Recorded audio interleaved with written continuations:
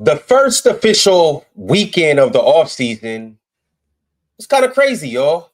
We had a lot of people opt into their contracts. A couple people opted out. We had somebody that was bought out. Trades, the whole 9 yards, y'all. So we're going to go ahead and dive into everything from this past weekend that stood out. The offseason is officially underway. Where y'all want to start? What's good, Swiper? Swiper, what up, brother? I'd like to start with Portland Trailblazers telling DeAndre Ayton, you are not a part of anything we're doing moving forward. Not anything. We are good on you. We are paying you to leave. That's what happens when you eat somebody's deal. You tell them that there's nothing that we're interested in with you moving forward. It's obvious that Klingon is their guy. In addition to Klingon being their guy, they end up drafting another big in Hansen.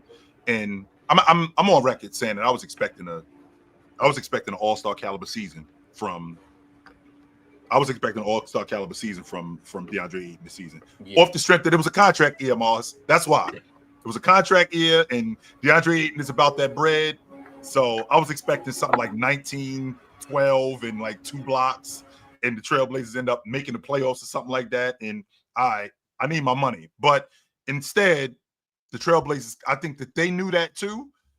And they was like, you know what? We good on him because we don't want to put ourselves in a situation where we might have to pay him later. And now we're in a real tight situation where we got to go further than we want to go with him. So I think this opened up a bidding war for him now. And there are going to be teams lined up for DeAndre Ayton, but they're going to be teams I feel like lined up for him in the short term. I don't see like a 4 or 5 year deal for DeAndre Ayton. I think I'm seeing something like a 2-year deal or 3-year deal with a team up after 2, something like that. What's good, Swiper? And right quick, how much did they buy him out for? That's the thing that I want to talk about too, Ron. Like, how much of that dough did he eat? How much of that dough did they eat? Okay, what's up, Swiper? Talk to us. Can you hear me, Ron? Yeah, you good? You got a little background music, but it's relaxing. Okay, I'm sorry. I'm in quite Chicago. Therapeutic. Yeah, I'm in Chicago. I'm a little, in the cut. Mars, was I wrong for saying that the Spurs could use a center to play next to Wemby? Next to? Yeah, next to Wemby. Like, Wemby could also have, like, they could have lineupers Ayton and Wemby out there. What are you seeing with this center next to Wemby thing? You've been saying that. I haven't. Nope. I haven't. I haven't at all. I'm just saying in this instance. You said it before. I feel like Wemby would work well at the 4 as well. Like, there are some opportunities for him too. Mark, is that too much? That's what I'm saying. It wouldn't be my first priority. No, it wouldn't. But I mean, for the right price, I mean, maybe DeAndre Ayton could be worth something if you want to go with Wemby at the 4 at times. I think Wemby's maximized at the 5, but yeah, I think Wemby's maximized at the 5. But. See, Mars, that me and you differ here. I think that having a big in San Antonio next to Wemby is not something that would be cool. I think it's something that's a must. I think you have to get. I think you have to get a big over there with Wemby. But with that being said, though, Swipe, I don't know if it's DeAndre Ayton. I mean, I don't know if it's DeAndre Ayton. Ox thinks that Wemby's a 2 guard. That's what he thinks Wemby is. Ox thinks Wemby plays on the wing. Oh, so Wemby needs to be a Kobe to someone else's Shaq. No, not at all, not at all. I mean, but I say that more so just kind of poking fun at Wemby. You know what I'm saying? You do think he's a winger. You do think he's a wing than he is more than a post player. I think that just his wing stuff is just kind of like it's more visible, like you see it more just because he's so big. But he's not a 2. I say that more just poking fun at him, obviously, But I do think he likes to be out there though, Chill. I think he enjoys himself out there. I think that's a part of his game that he wants to highlight. I think he wants to be out there, and so but he's good out there too, though. You know what I mean? So it's like if you got somebody that can get down in the paint, you know what I mean? Let Wemby play around. Let Wemby be great. So I think it's a must to get a big down there. A big, but not a big that's just there to bruise. I mean, a big that actually. So you know what? Maybe Ayton is the way to go. Now you're talking out. You know what? Maybe Ayton is the way to go because we might have brought him over. You might have brought him over. You need somebody that can play with the ball down there. So I mean, the cool thing about Ayton going over there, and obviously, y'all, we just speculating. I don't know if you guys have heard rumors on where DeAndre Ayton can land. But speaking of the Spurs specifically, I mean, DeAndre Ayton is a skilled big. So it's always good to have two skill big men together. Well, do they both bring the force that you would want in a big man? Maybe not all the way, but having them both playing alongside each other, they can both pick and pop, they can both pick and dive, they can both work on the block. DeAndre Ayton doesn't necessarily stretch it out to the three, but he stretches the floor enough. They're both athletic bigs. They both can protect the rim. You know, they're very good. And on top of that, right quick, chill. And on top of that, they can play without each other too. So my biggest thing with having two bigs is you get competent minutes at the 5 for 48 minutes. That's the biggest thing. I could get with Wemby can play without DeAndre. DeAndre can play without Wemby. And I also think that and I'm guilty of this. You know, Shaq is gone. Olajuwon is gone.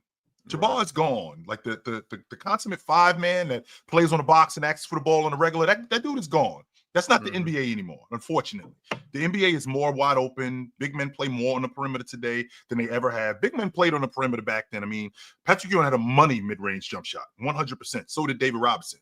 With that being said, today, the big guy, the game is so wide open and he has to be multi-purpose instead of just being a box player. I do think, to Mars's point, that Wemby is more maximized at the 5 defensively. Offensively, more quick hits on the box, more quick hits in the mid post. I think that's where he is the most effective. DeAndre Ayton, on the other hand, I also think that he's one of those kind of molded guys.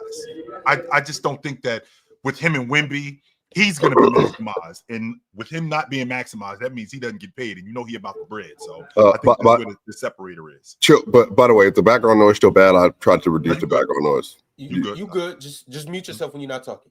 All right, well, whatever. You should do that all the time when you're talking. What I wanted to say is, Ron, I just don't want him to go. If he goes to the Lakers, I feel like this is going to be boring. We know how it's going to go. He's going to play really well in stretches. He can play all the way. He can play great up until April, but March, as soon as they get to April, get to the playoffs, I'm like, man, why isn't he more aggressive? Why is he not rebounding? Why is he running away from the ball? Why is he not setting screen? I just feel like we already know where it's going if he goes to the Lakers. I always want to see him go somewhere else where we can see a new storyline, like a real basketball storyline. Swiper, why wouldn't it be the same thing if he went somewhere else? Why wouldn't it be the same thing if he ended up in Indiana? Why wouldn't it be the same thing if he ended up in San Antonio, something like that? Because we're going to say the same thing about him in April or May. Like, why isn't he asking for the ball more? Why isn't he rebounding more? I don't think that would change if he was just in Los Angeles. Why would it change? Why would it only be in Los Angeles? Well, I feel like I don't know how viable he'll be for a playoff roster anyway next year. But I know with LA, he'll get blamed for why they lose in the first round.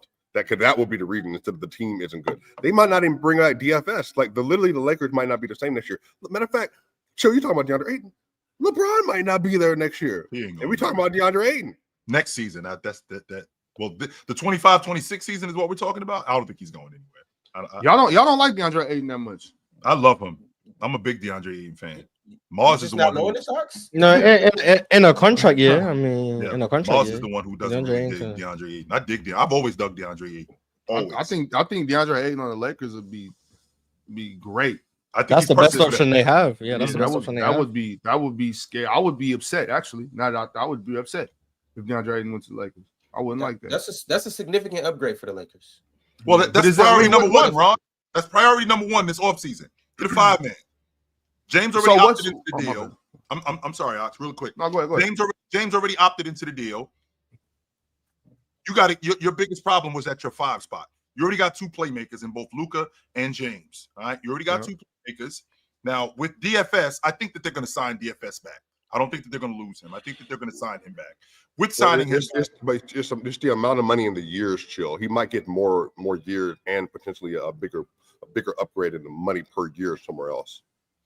And that's realistic, but it also could be. I mean, just because you're getting more money somewhere else doesn't mean that you're in a better situation. And I think that DFS is in a space where, with him being in Los Angeles, he might be in a better situation. Even to make however much money that you're talking about, it might be a situation where he can make that bread that he's losing. He can make that off the floor. So, I mean, he's not a big time, off the floor guy, but it's possible. However, priority number one has been the 5 spot. Because remember, the Lakers are running lineups. We just seen it in the playoffs with Rui, James, Reeves, Luka. Who was that other? DFS. DFS with James at the 5. We're not winning with that. We're not. No matter what we do, we're not winning with James at the 5. For by the way, with no subs, by the way, Mars, don't leave that part out. It's not like we got a rotation. No, we got James at the 5 and we're keeping him at the 5. We're not winning that way. So priority number 1 is at the 5 spot. If we can get DeAndre Ayton in the fold, what's it going to cost? That's the $1 million question. Chill, I don't think it's going to be all that much. This is just me speculating. I think DeAndre, because I actually think he's still on a prove-it deal. You didn't perform all that well in Portland. You got bought out, which lowers your value because why don't they want you? For what reason does this team not want you? A team that for all purposes is trying to be better. A team that we've seen the moves that they made. They got 4 centers over there. Why are you the one center that they're letting go? So like that they're starting center, by the way, Ron. Exactly. So that hurts his value just a little bit. But with that being said, I think he's. It's hard to speculate. I think he's 15 to 20 a year. I don't think he's going to command something that's like ridiculous. And I think it's going to be a short-term contract to like a 1 to 2 year deal. This was the number 1 draft pick, Ron. Yeah, but hey, have we Chill and Marge? Have we historically seen somebody get bought out and then get another big deal? I'm trying to remember the last time I would have seen that, like get bought out and then get another big deal after that. I don't remember anything like that. Yeah, I don't know. I don't keep track of the buyout stuff, but normally if you get bought out, you probably get Horford. Al Horford got bought out, didn't he? By OKC. And he signed an extension. Well, his buyout was different though. Yeah, that wasn't the same thing. Yeah, you know what I'm saying? That wasn't all like this. But my thing is, first of all, I want to say I'm proud of Portland. You know what I'm saying? Just because I've been a fan of that. Like, well, not even a fan of it because I'm just an advocate for that more so than anything. Like, don't get these dudes out of there. Like, get them out the way. When dudes are like just sitting in your facility, they're not bringing nothing to the team, and it's just not something you're looking forward to. I don't like the get held hostage by the thought process of, oh, I can't buy you out or I can't let you walk.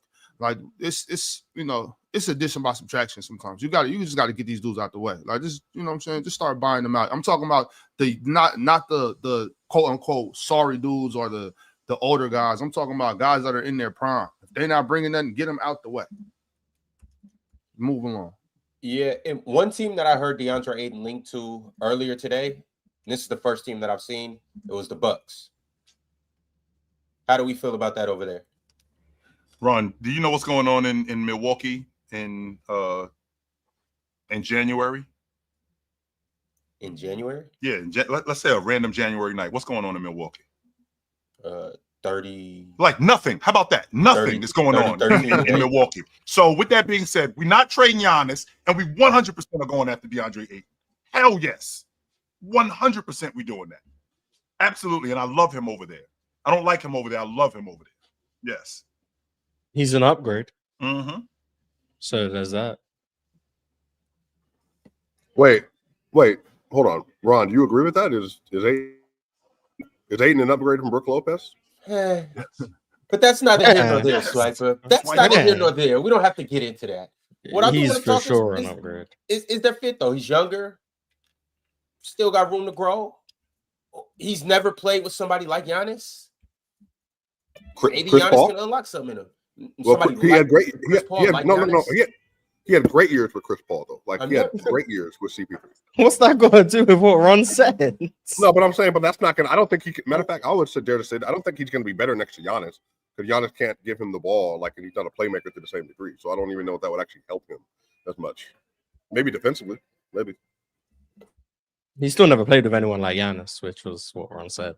So and Giannis doesn't have to get him the ball. So I think Giannis just got to beat on the court to open things up for him. Right? That's just not how it works. Like, oh, you can't play good with him because this guy's not a facilitator. That doesn't even. It's not how. What's Ayton supposed to do then? Play basketball. Oh, I knew you say that. What? Boys, what? What are you talking about? Swipe? He's supposed to hoop. No, we right here, boys. Come on. I mean, the thing about it is, like, next to Giannis, so Ayton was still a double-double guy. He's been a double-double guy for the majority of his career. It's like, he's not going to be asked to be a primary scorer or anything like that. He's going to be asked to space the floor a little bit with Giannis there. But that's what he's going to try to do, though, Ron, because I'm in a contract year, and it ain't like Milwaukee signing him to a 5-year deal for $130. They're not doing that. So this is probably going to be something like a 2-year deal for like $50 million with a team op after one. Wait a minute. DeAndre Ayton, Giannis, and Kyle Kuzma is the front line.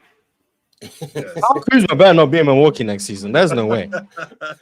There's no way. Buy him out. Like, there's no way he's still on the team next year. Boy, they about to be a It's nice Kyle seed, Kuzma Ron. thing, If that's their team, that's a nice. Kyle Kuzma. Damn, he got 2 more years. Buy him out. Something. Get him off the team. Yeah. Kyle Kuzma is part of their plans moving forward. Hell no. Yes, he is. Kyle Kuzma is part of their plans moving forward. That's they starting small forward right there, Moss. 28 years old. So I got Kyle Kuzma at the 3. I got Giannis at the 4. I got DeAndre Ayton at the 5. I still got to show up the league guard spot because Dame is not going to be here. And who do I have at the 2? Wait, I got Gary Trent. Who's playing point guard? Because Dennis Schroeder's going to Sacramento. Looks like for a 2-year $30.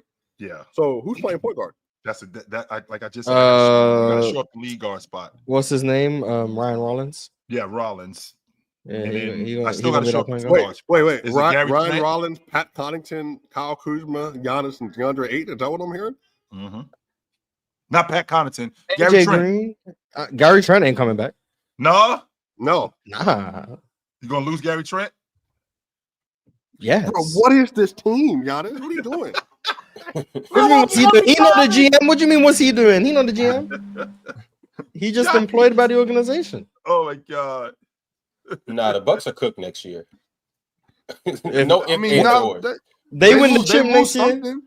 They win the chip next year. You lose something, you gain something in free agency too, though. Ron, not right now. They could put you out there at point guard. And if they win the NBA championship next year with that group, Giannis is the GOAT.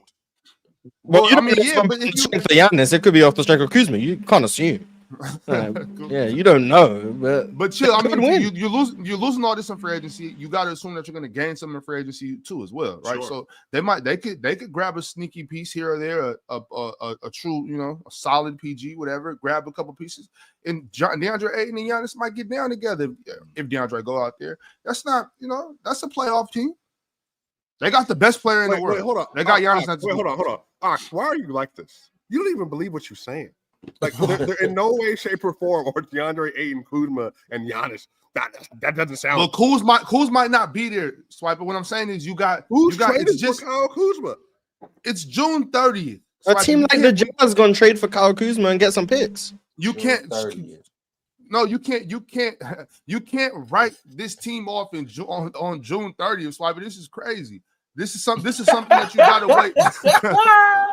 Nah, you can't write a team off June 30th. It's the beginning. No, Ron, but Ox nothing. You got a whole free agency. You got the best player in the NBA. Like, what you got so much action. You got so much action. Niggas they're not gonna. I'm not saying they're gonna win a championship, but cooked is a little too far. They're in the East, which is wide open. You know what I'm saying? Yeah. Like, you got DeAndre Ayton and Giannis. Not wide open for you. Just because she wants chill. Just because she's single and wants to move on and date somebody else, don't mean she's available for you. No, you don't have. No, that's a fact. I dig you, but I'm just saying it's open. You know what I'm saying? It's open. We look. She might not like me today. Give me a little time. You know what I'm saying? No, whoa. But chill. Usually you gotta get a haircut. You got to get a new job. You got to get some new shoes. You got to get a new outfit. You got to get a new personality. She ain't for me. The Bucks don't have the assets to improve any of their situations. So, it's free. It's free agency. And if that y'all was talking about DeAndre Ayton. I think DeAndre Ayton and Giannis is a nice team. I think you grab another shooter in free agency. You get somebody that can move the ball a little bit. Come on, you got the best player in the NBA, bro. You got action. Real talk, please back me up, bro. Real talk don't believe you either. Nah, the Bucks are cooked, but I do believe that Giannis is the best player in the league. Good morning to everybody. Good morning. Hello, Pastor Talk. Hey, real talk. Hey, Marvin. Good to see you, Marvin. What's up, Mr. Hightower? How you doing? Where you at now? Where you at? Chicago.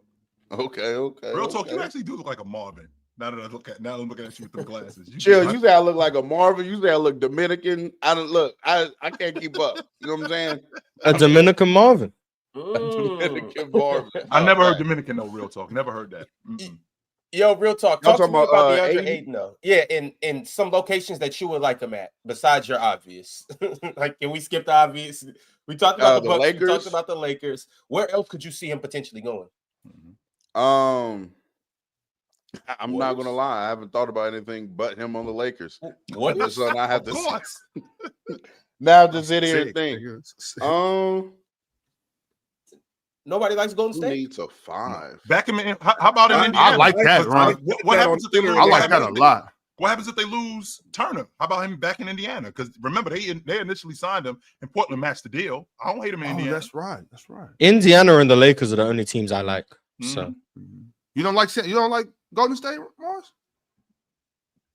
That's beautiful. I'm Golden State isn't a bad name because they have Draymond, and I think like all of his weaknesses. Draymond gonna get tired of DeAndre Ayton in about 2 weeks. I know, but either no way around that. After he punches him, he's either gonna tighten up or he's not gonna tighten up. He's not. Atlanta too, yo. I love him in Atlanta. I mean, they just got they got KP and Onyeka. They're big. Yeah. They good on bigs right now. Well, we just talked about the double big lineup and KP. That's their bigs. Onyeka and KP. That's their bigs. Charlotte just came off of Nurkic. You know what I'm saying? They need a big. Charlotte.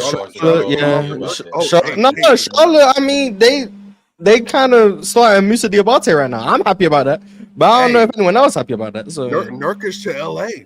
I mean, I'm not gonna lie to you. Nurkic might be a better fit than Aiden would be. He's way more physical. He's a better rebounder. No, he is not. No, he is not. Nurkic, get the hell out of here. No, he isn't. Yusuf Nurkic sucks. Yes. No, he is not. I think sucks is a little too far for Nurkic. I watched that man play too many games last year to not say he sucks. Yeah, he's nowhere near as good as he used to be, but sure. I don't know if he sucks. Yusuf Nurkic has regressed majorly. Majorly, yes, majorly. He's not good. He's not good, Bob. He's not good. He can rebound. He can offensive rebound. That's what you need in the playoff, real talk. And he thinks he can be a hub of your offense. He might turn the ball over 4 times, but he's gonna try. He's a better passer than Ayton too. Absolutely. At least Ayton knows he can't pass. So what's the plan with the Bulls with Vooch? Because if they're moving forward with if they're out on Vooch, DeAndre Ayton in Chicago with Giddey and with Matas, I don't hate that. I like that, as a matter of fact. I couldn't tell you what Chicago's doing. Well, here's the thing, Mose. It's obvious that they got a plan. Well, it might not be obvious to everybody, but it seems like they got a plan. It seems like they got a plan with Giddey moving forward and Matas. That's and well, wait a minute. Nope. Ayton doesn't work because they just got the French guy. Scary movie. I'm sorry. Let's take that off the table because they got the French guy Noah. So no, Noah's a. But hold on, chill. They got Ayo DeSoma and Kobe White on the block. You and Ayo DeSoma. I already know where you want him. I like Ayo. You want him in. I love Denver. He wants DeSoma in Denver. That's who Swipe is. This has been 3 years. Yeah, Swiper wants DeSoma in Denver. He loves DeSoma. Kobe White's better than Josh Giddey too. No, he isn't. I agree, but yeah, I think he's better than Josh Giddey too. But it doesn't make much difference to me if he's better or not. I don't know what Chicago is doing. I just watched them just take Isaac Okoro for no reason. So I don't know what Chicago got going on. But yeah, forget I said about DeAndre Ayton in Chicago. I thought that would. So the Bulls already showed up at their 5 spot. Who's Toronto's 5 man? Pirtle. Jakob Pirtle. Yeah. Okay, Pirtle. So. I think DeAndre Ayton would be good up in Toronto. Not starting over Jakob, but they're gonna be a team. They're gonna be a team that fields 5 non-3-point shooters in 2025. Scotty Barnes, lead. Marsh. I wouldn't mind. Okay. Scotty Barnes will be like the 3rd best player on that team. DeAndre Ayton is better. Who's Boston's center right now? It's either Cato or Cornette. Luke Cornette. Are they not like a team that could be looking into DeAndre? Hey, Luke Cornett's free agent too, ain't he? Can they afford? I don't know every team's financial situation. Can they afford DeAndre Ayton? Not necessarily. They're still they're under the second apron, but they're not. They're above the first apron, so they're not too far from the second apron. Signing DeAndre Ayton for sure will put them over that second apron. Now, if they got off of Anthony Simons, that'll bring them actually under the first apron. Then they will have some room to wiggle with DeAndre. But I doubt that DeAndre Ayton's going to take the pay cut to go to Boston. They just did all ready to just win and start hooping. I doubt that he's going to do that. So you guys Ron, think they just made all those trades again, right? Aiton's getting an actual contract and not just a veteran's minimum? No, He's it's going not to be a getting minimum. paid. It's not going to be a Oh, okay. contract this time. It's not gonna be a contract. I've been operating off the assumption he's getting a 1-year vet min, and then No, he's he might get an MLE. He might get an MLE. he's playing for a contract. I think he's playing for a contract. So what do you like? What 5, 7? Whatever that what year, what 7 it is. I don't know what it is, but that's why I think he's getting It's off. like It's 5, almost 6. 15. No, it's ML. There's taxpayer MLE. He's taking what DeMarcus Cousins took to go to Golden State. That's what I assumed was happening. You're not signing DeAndre Ayton to a multi-year contract right now. That's what I assumed was happening. But you also ain't getting him for no $5 million neither. But he doesn't. He's not. Why not though? Why not? That's why I'm curious. Money, he'll be all right. I just thought that's what was going to happen, and he had to play his way into a multi-year contract. See, but I'm curious. I'm curious about the whole DeAndre Ayton said he wants to go to a contender thing, and people putting it out there, or like he's about to have a whole bunch of leverage, like he's about to be able just to choose where he wants to go. Like I don't. Well, he kind of does. Sure he is a free agent, so yeah. Well, no, I'm saying you get to choose. You get to choose who you want to sign to, but you don't get to choose who wants to sign you. Yeah, they have to offer. Yeah, you know what I'm saying. That's what I assumed he was getting. That's why I assumed he was getting mid-level. I don't know all these terms. I'm gonna be honest. I don't know mid-level. I don't know. I don't know what the difference is between most of them. But what teams can offer him, I assume that's what he's gonna get. That 1-year little prove-it deal, and then he can play his way for a multi-year contract. That's what I thought was going to happen. I didn't know he was operating off. Oh yeah, DeAndre Ayton going to get 21 million for this season. I didn't know that was what people were. I do think his stock is really low. I think his value right now is really low, and I wouldn't be surprised if he does go for. Yeah, I mean, considering real talk, his intangibles around the league. I don't think anybody likes his intangibles around the league. They're bad. And then on top of that, the team that you got shipped off to keeps drafting at your position, and now wants you up out of there. His value clearly is not the highest right now. I wouldn't be surprised if he do go for like $5 million. Yeah, I'm under that same assumption. And initially, I said a 1+1 deal. I think he could sign a 1-year contract, and then the other years a team option. I could see that being the case. $5 million. I can see it being a little more than that. I can see it being anywhere from 10 to 20, maybe 15, 10 to 15, somewhere in that range. I just think as a starting center who's been on playoff teams, he's put in a lot of production. Last year, he averaged 14 and 10. I think he has a little more worth than we're giving him credit for. What's up, Swiper? Just so you know, I'm trying to give you all the numbers on everything. So the mid-level exception is going to be 14.1, and then the taxpayer MLE is 5.7. I think there's a possibility he gets close to the mid-level exception, given the value of the scarcity of bigs that are as good as Ayton around the league, and then even just for backup bigs, they're getting paid or getting bought for premium. So, I do think a starting level center with that kind of talent, there's a definite world he can get 14.1 from somebody else. What can the Lakers give him? They can give him that. They can give him the mid-level exception. But then we're saving our mid-level for Nickeil Alexander-Walker. No. Hold on. I'm not trying to troll because I'm just explaining the situation. So, but they could. No, real talk. You absolutely could. But you got to remember, you might lose. So Dorian Finney-Smith, Nickeil Alexander-Walker, and Ayton. They got to make a decision. Which of those 3 players do they want to give that money to? Now, real talk. You might want to do Nickeil, but given the context right now for Dorian. Would you give that to Dorian, to bring him back to to kind of re-up him to a long-term deal? How much money per year was Dorian making last year? Yeah, they ain't sending Nazari. Nickeil's gone. You think they're gonna lose him? I'm sorry. I think they have to lose him. I don't think they can afford him. Because they just signed Julius back. Yeah. They just signed Nazari. They gave Nazari, so you think they're gonna lose Nickeil? I'm sorry. No, Nickeil's gone. Yeah, Nickeil's gone. Okay. Hey, I was asking how much was DFS making last year, because I think DFS is willing to take a little bit less if there's more years on the contract. Yeah, that's why he's going to Houston. That's why he's going to Houston. Dorian Finney-Smith just declined his player option, which was 15.4 million. Yes, he's going to Houston. Oh my goodness. So I hope he's not. $15.4 million that he just turned down. Mm-mm. He is, but okay. How much did he turn down, Ron? 15.4 million. Yeah, for this season. He had a player option. Yeah. He just turned that down. So for whatever reasons, whether he wants a longer deal, he wants a longer term deal. Okay. Again, wings Where's he gonna that get are, that swipe? well, so the Houston Rockets have the availability to give him that kind of deal. See, There are some other teams that have access to the MLE. There's a handful of teams that have MLE level money, but also there are some teams that are not good teams that don't even have to worry about the first apron that could throw him the money like that as well. It just depends. Like, does he care about the long-term security and more dollars, which for me makes a lot of sense, or does he want to stay in a certain tax threshold with the Lakers to come back? And they have it bird rights. But the issue is if they sign Dorian and then before they sign another player on the MLE, it restricts your ability on how much you can offer depending on if you get into the first or second apron or not. So you just have to time everything correctly in the new CBA. But there's a very real reality where the Lakers they lose multiple players and miss out on people because of the situation with the money and who they can acquire with their roster.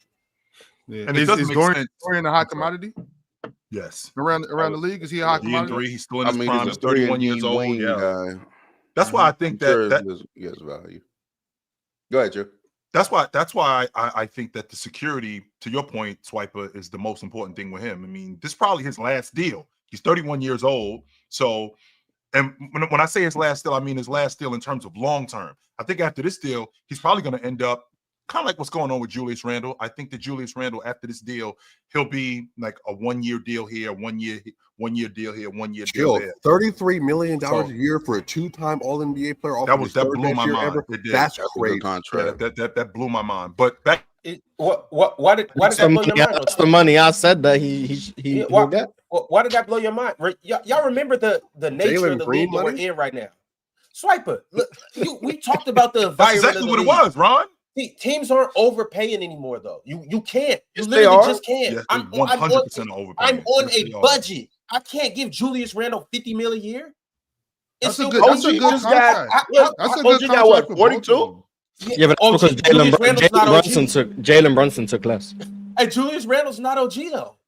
And then on top of that, how am I going to pay Julius Randle the money? He's a better regular season player. Yeah, but he's not a better player overall to like helping you win. Better player than who? I like that. Let's get than OG Anunoby. Yes, he is. No, chill. Yes, just Julius at Randle buckets. is better than OG.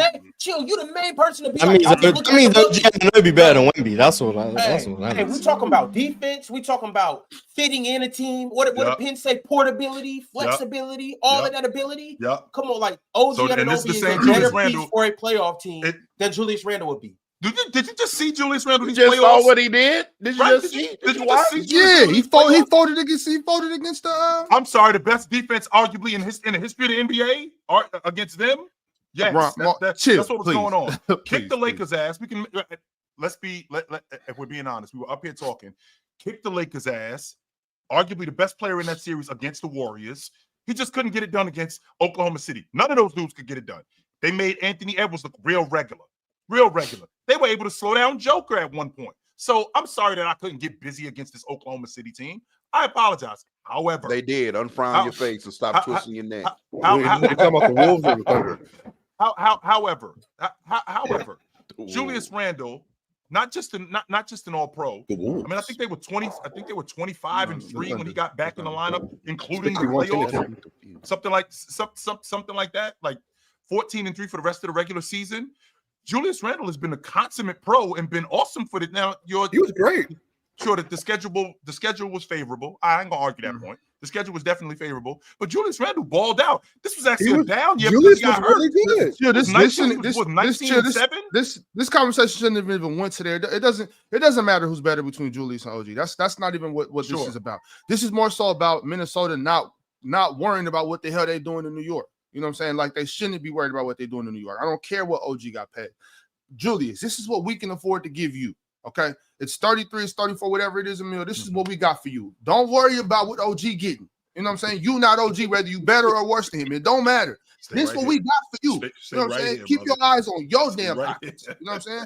This was a good – That's a lot of money. You know what I'm saying? Good ass Like, deal for you know what I'm saying? That's good value for Julius Randle. Right. And on top, it's a tradable contract. You know what I'm saying? It's good for him, but you just secured another 100 M's. You know what I'm saying?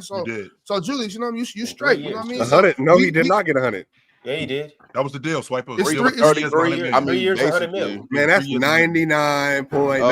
Okay, so what I'm saying is, when you know what I'm saying, it's a lot of money. Incentives in the contract too, Swipe. I'm sorry, keep going on. It's a lot of money though. You know what I'm saying? We value you over here, but this is how much we can give you if you want. That's like when I go buy something to build a competent roster, and it's really $1.07. I ain't no dollar.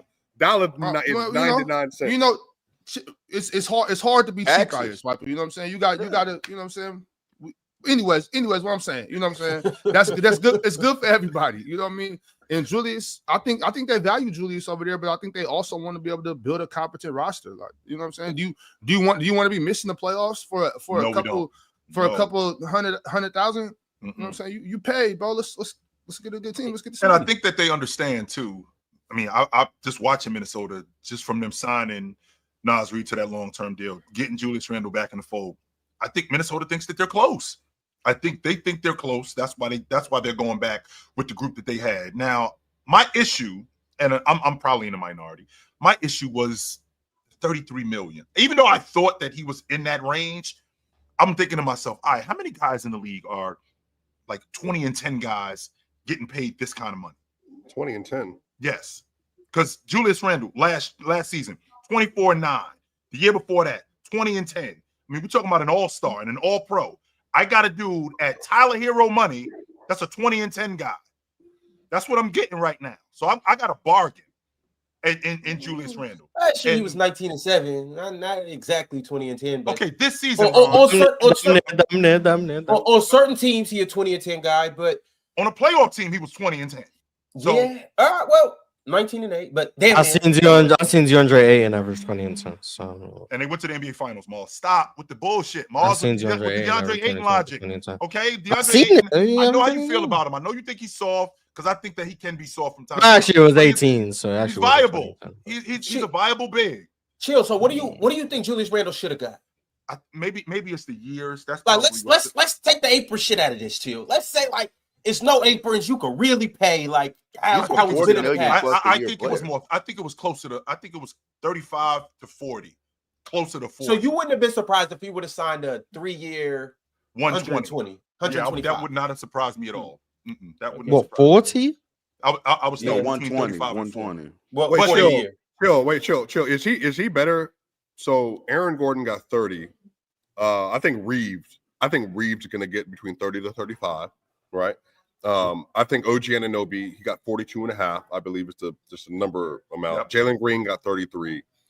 But because of the CBA, to their point, though, it's really hard when Rudy Gobert is already making more money than that. I don't know how much more, maybe 30, 35 or something like that. And Edwards is on a rookie max with the all-NBA incentives. Sure. So, like, the CBA is kind of squeezing out players that are below the star level range into the role players. And if they're around that 30, 35 mil, some of them are having to take like less contract just because we just can't pay all these players and build a competent team. Because they just got Naz Reid at 25. I mean, that's a good bit of money for Naz Reid. And like Julius Randle making 33, I think Randle is clearly better than $8 million a year, better than Naz Reid. Because Naz, I think, really has some real issues defensively that Randle doesn't have, even though Randle's not a great defensive player. But I think that like, when you're looking at the surviving landscape, I was shocked that he got that money, but I'm also like, man, this is just where the league is, chill. You think like, they overpaid for? Do you think they overpaid for Naz Reid? Was it the years? 25 is a lot, dog. It is a lot. I honestly thought that when I saw 125 over 5 years, I'm like, all right, 5 years, y'all. I can appreciate in the 5th year is a player out, which I mean that 25 in 4 years might look like peanuts. For all we know, that might be a steal 5 years from now. Salary cap going up, and TV money, and all of that sort of stuff. It might be a little bit of money. That's probably why I'm looking at this Julius Randle contract again. All of the players that you just mentioned, Aaron Gordon and Reeves and guys like that. I'm like, okay, Julius Randle is better than those guys, and with him being better than those guys, he's also stuck in a space where I'm not a superstar, but I'm better than a role player. So the money that, I mean, when we're comparing him to guys in terms of contracts, where does he fall? Would Then you, there's would the you option. rather, would you rather pay him or Derek White for playoff versatility? Because Derek White got 35. The reason why I would pay Derek White because it's been more consistent. That's why. I would much rather, as much as I love, y'all know how I feel about Julius Randle.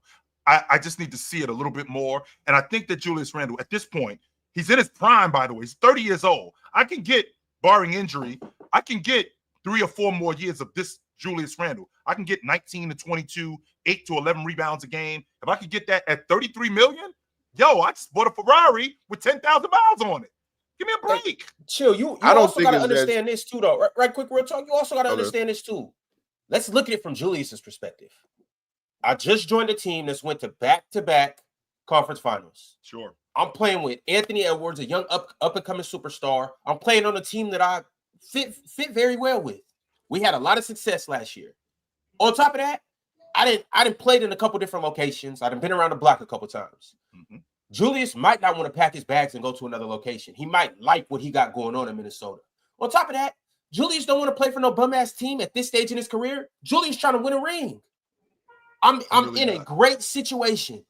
Chill, I'll take a couple dollars less. We've seen Jalen Brunson do it. We've seen a bunch of KD about to do it. Bron, the only one who seems to not want to take a pay cut. That's a good Julius might be willing to take a pay cut in order for his team to be better. Yeah, I'll take a little less money. Go ahead and sign Naz Reid. Get this other player. Keep Ant happy. Keep myself happy. We all happy. We ready to go to another conference finals. As a matter of fact, I got something for OKC this year. I'll put on my PJ Washington cape. He might be thinking that way. You know, Ron, I don't hate that take. The reason why I don't hate that take, because again, if you're talking about Julius Randle personally, yo, I'm married. I got 3 kids. I'm 30 years old. I kind of do want to settle down.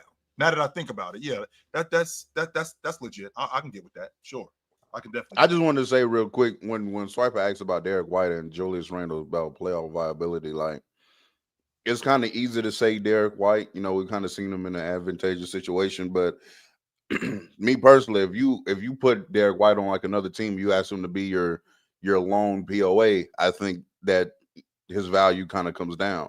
I think he's been in a position where they have multiple POAs on Boston. They kind of mask that weakness for him. And then we just saw Julius Randle in a better situation, and this was some of the best basketball we've seen Julius Randle play. So I wouldn't even say Derek White so easily in that kind of context. It just depends on the team and the surrounding people. I also think, though, real talk, that the reason why I'm saying Derek White, yes, the situation that he was in, he's been more consistent. Let's not act like Julius Randle's been on whack crews. He was on a damn good New York Knicks team, and he didn't do well in the playoffs in numerous occasions. Derek White got hurt in one of them. Yeah, he did, but but he didn't get hurt in the second one. The first one he was healthy. The second one he got hurt. Right, and the third one he wasn't even there because he was hurt. So right, he didn't make that. That was last year when he made the All-Star team. Right, but I still was able to see Derek White do it more consistently. That's all I'm saying. If I can see Julius Randle, if I could get more playoff performances like this, I ain't saying that Julius Randle has to be lights out every playoffs, but his production can't go in the tank when the playoffs start. That's my issue with him. And I don't lose a lot of value with Derek White come playoff time. In fact, I gain a lot because of his versatility and his consistency. That's why I would take Derek White over Julius Randle in that particular situation. Understood. I wanted to ask Chill this because I don't know if y'all have already talked about it or not. And I know this is his team, but did y'all talk about Lonzo to the Cavs already before? Real talk, we haven't.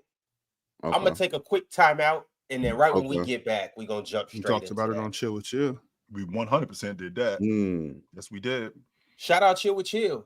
And also shout out PrizePicks. Make sure you download the app because with the PrizePicks app, you can run your game, control your game, and win your game, and you will get $50 back instantly when you play just $5.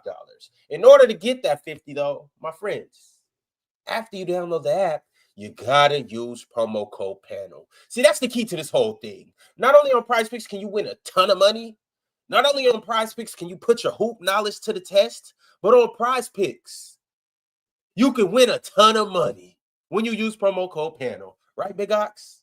Right, Swiper? Right, Mars? Right, Chill? Right, Real Talk? All you got to do is use promo code PANEL. And it's real easy, y'all. So I'm gonna walk you through how to really run your game, control your game, and win your game. So in order to join the action, you got to pick the players that you want in the sport that you want based on their player projections for that day. Now, let's say I found Shohei Ohtani, and let's say he's pitching today, and I got him striking out the bum-ass Colorado Rockies 10 times, and I take the more on that. Then I pick another player. Let's say I pick, the big dumper, Cal Raleigh, and I got him getting 3 hits today. I go more on that. And then I pick as many players up to 6, and I go just more or less on their player projections. With that, I can win up to 2,000 times the amount that I put in real money. And then after that, I cash out. It's as simple as that. And then before that, once again, I download the app and I use promo code PANO. Y'all go ahead and do what y'all supposed to do. Go make some money. Go pay your rent. Go buy your baby some shoes, and buy your chick some flowers. All right, so real talk. You wanted to talk about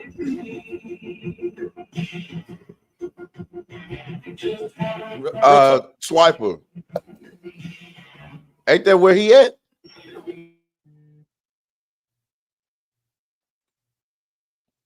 Hello? What are you asking?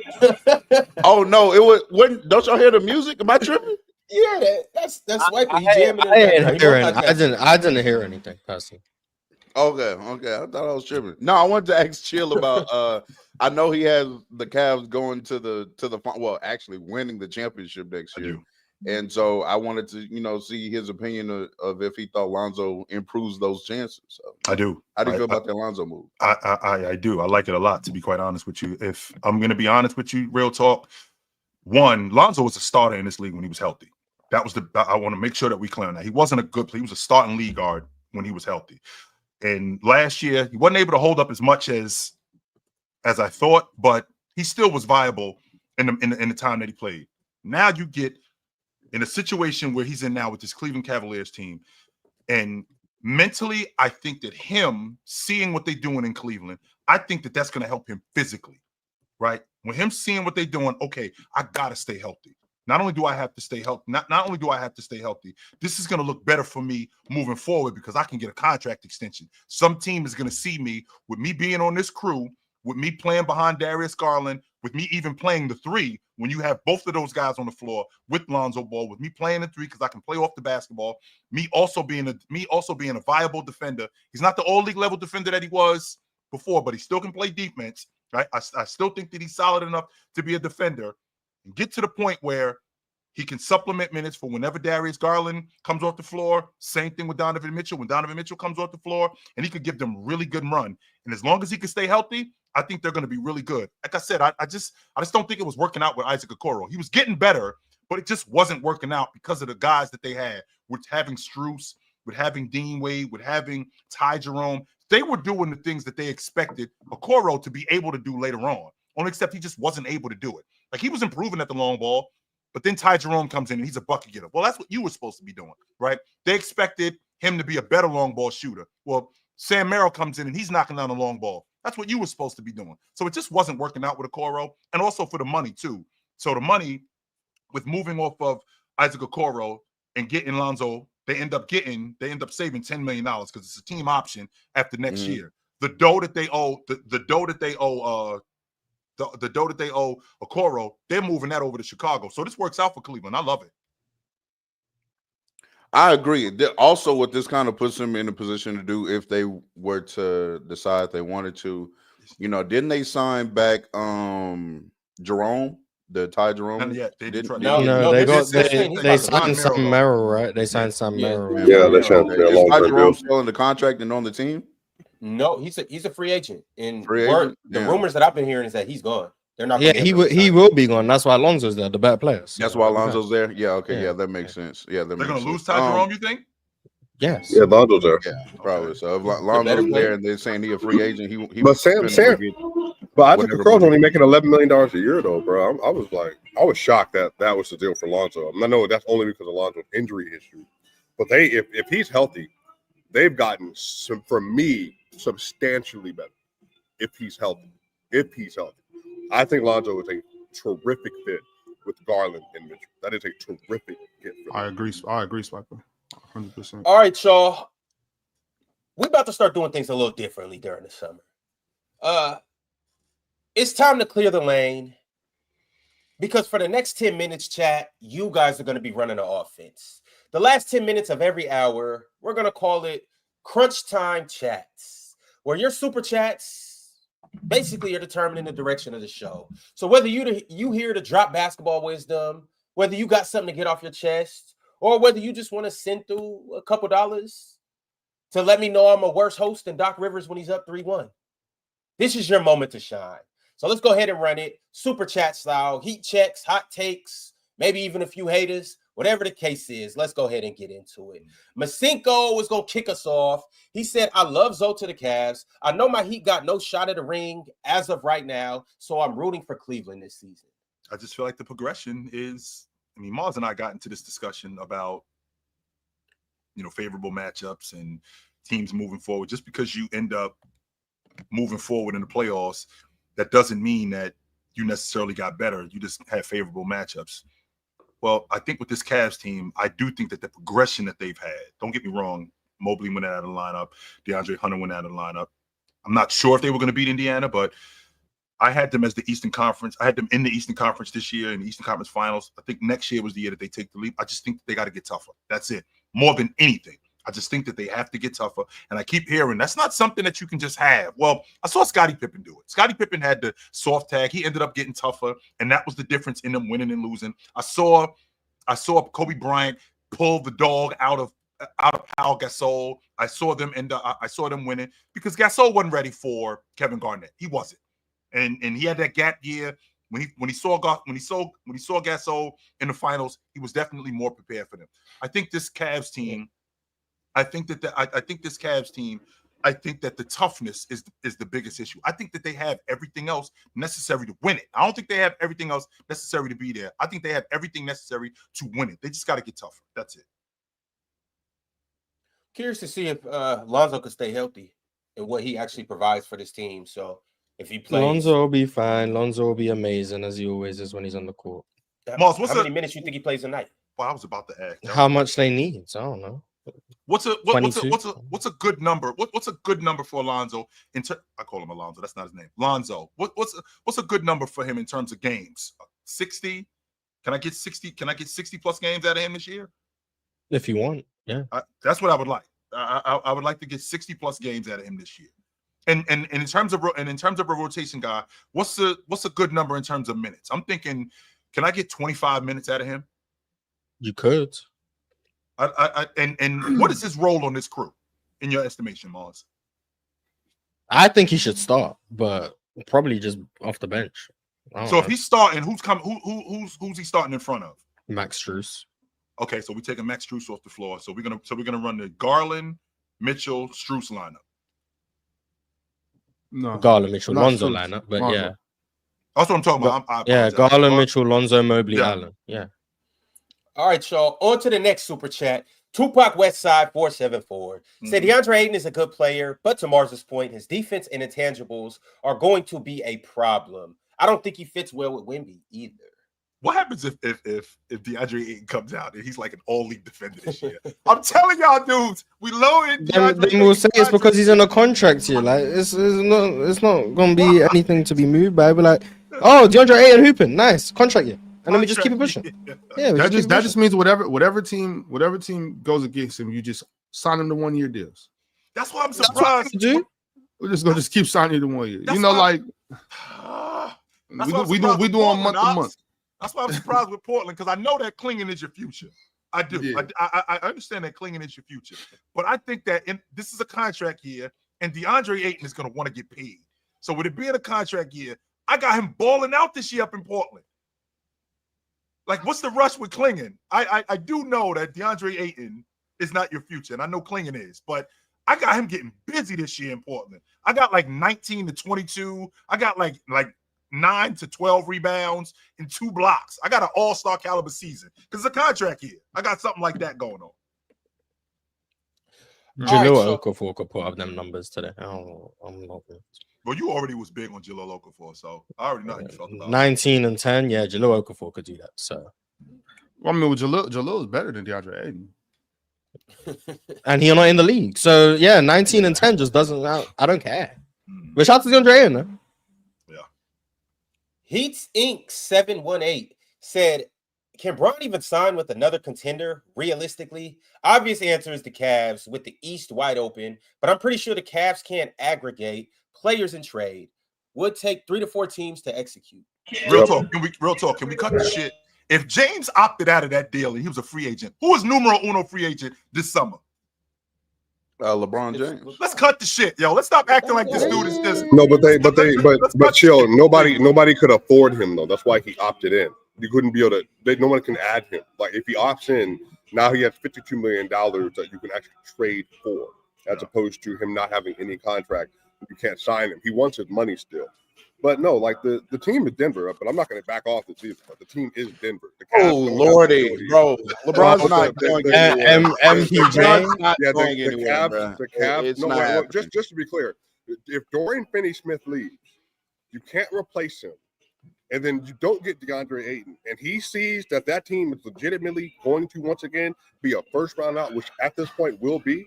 Then yeah, it increases the likelihood that he leaves. I don't even think that's like much of an argument. Okay, so who? Okay, so we want Christian Brown, we want Aaron Gordon. LeBron isn't worth that much anymore. I'm trying to tell you, like he's not. Like, well, then we're not giving. Why would we? No, it's not. It's not giving. Why would we trade LeBron to you?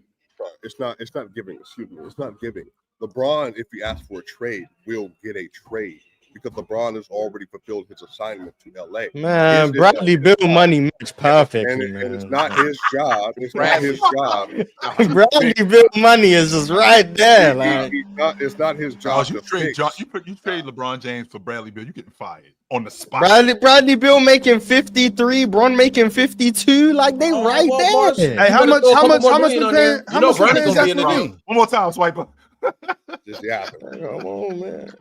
Hey, Mars, can we get him for Zach LaVine? How much Zach making?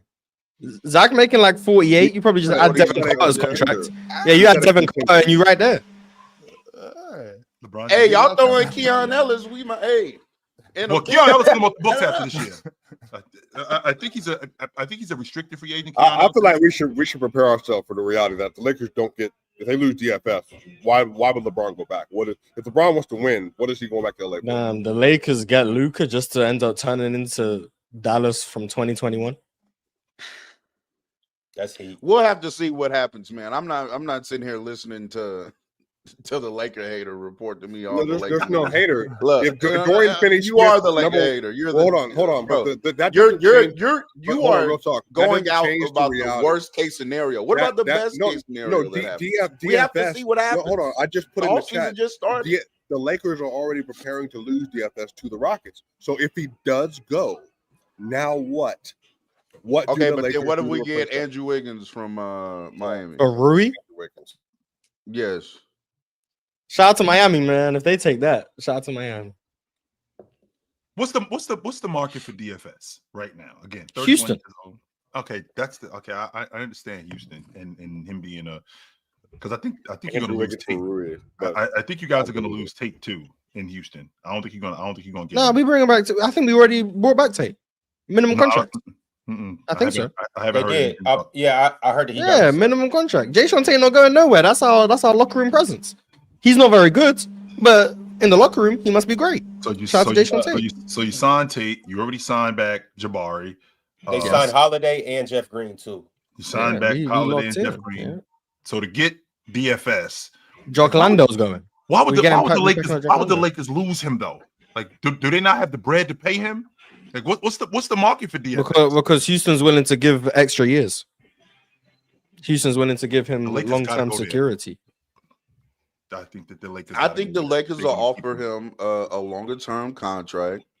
It maybe not be the dollar amount per year, maybe, but I think we're willing to sign him up for. Okay, who's the better situation, the Lakers or the Houston Rockets right now for him? For DFS? Yes. He gets more. Probably plays on the Lakers. Offensively, the Lakers. Defensively, the Rockets. Yeah, and he probably plays a little bit more in the Lakers because of the need. He definitely does. So- he potentially so I started. can play with He probably wins a bit more on the Rockets. So I could play with a better team, with a top 10 player in Kevin Durant, with a better infrastructure, and get more money. Oh yeah, they do have Kevin Durant now. Don't leave that part out, Mars. Oh, by the way, Mars, don't leave that out. So Kevin Durant the is on Rockets, crew. who are younger, more assets, more trade assets going forward in the future, better basketball team.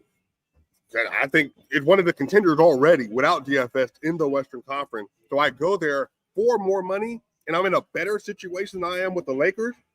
Long term, and you're in Texas too. Don't forget. Real talk. Why you got such a long face? This is But a wait a win-win minute, though, for real. you. Wait.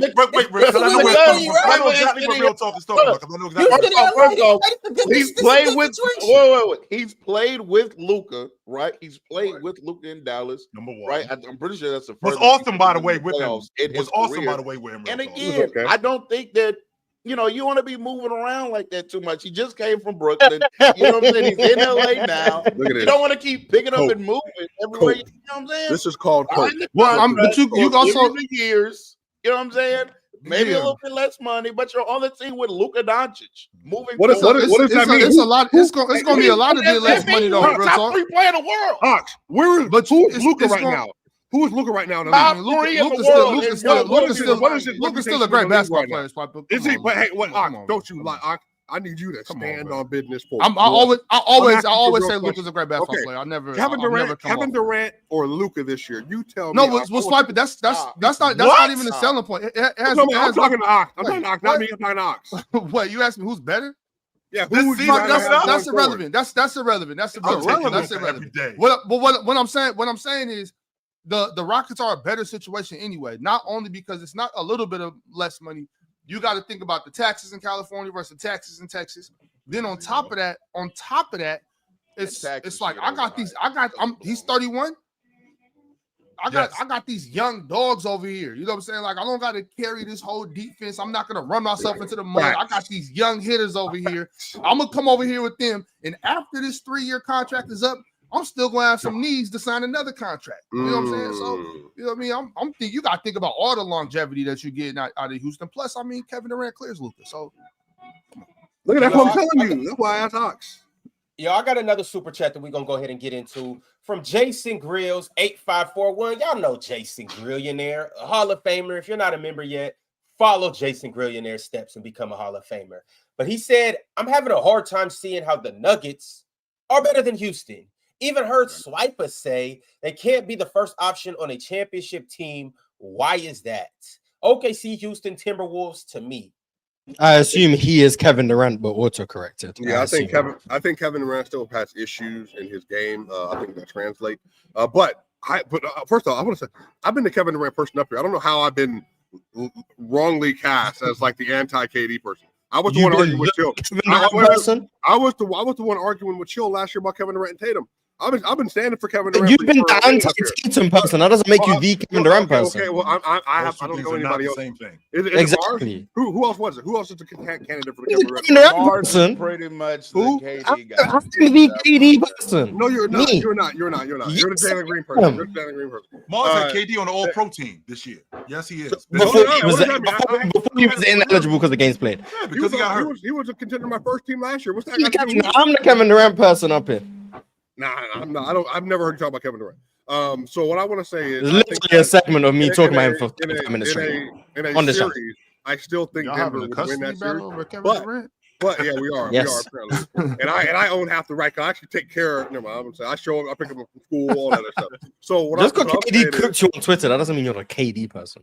I'm already. I don't have to. All this just cooked. At least never mind. You know. I'm so. I got cooked on Instagram comments. That's what makes me the KD person. Shout. So I do want to say this though. I think the Houston's going to be really good. If they get DFS, I will say they're going to be an even better basketball team. 100%.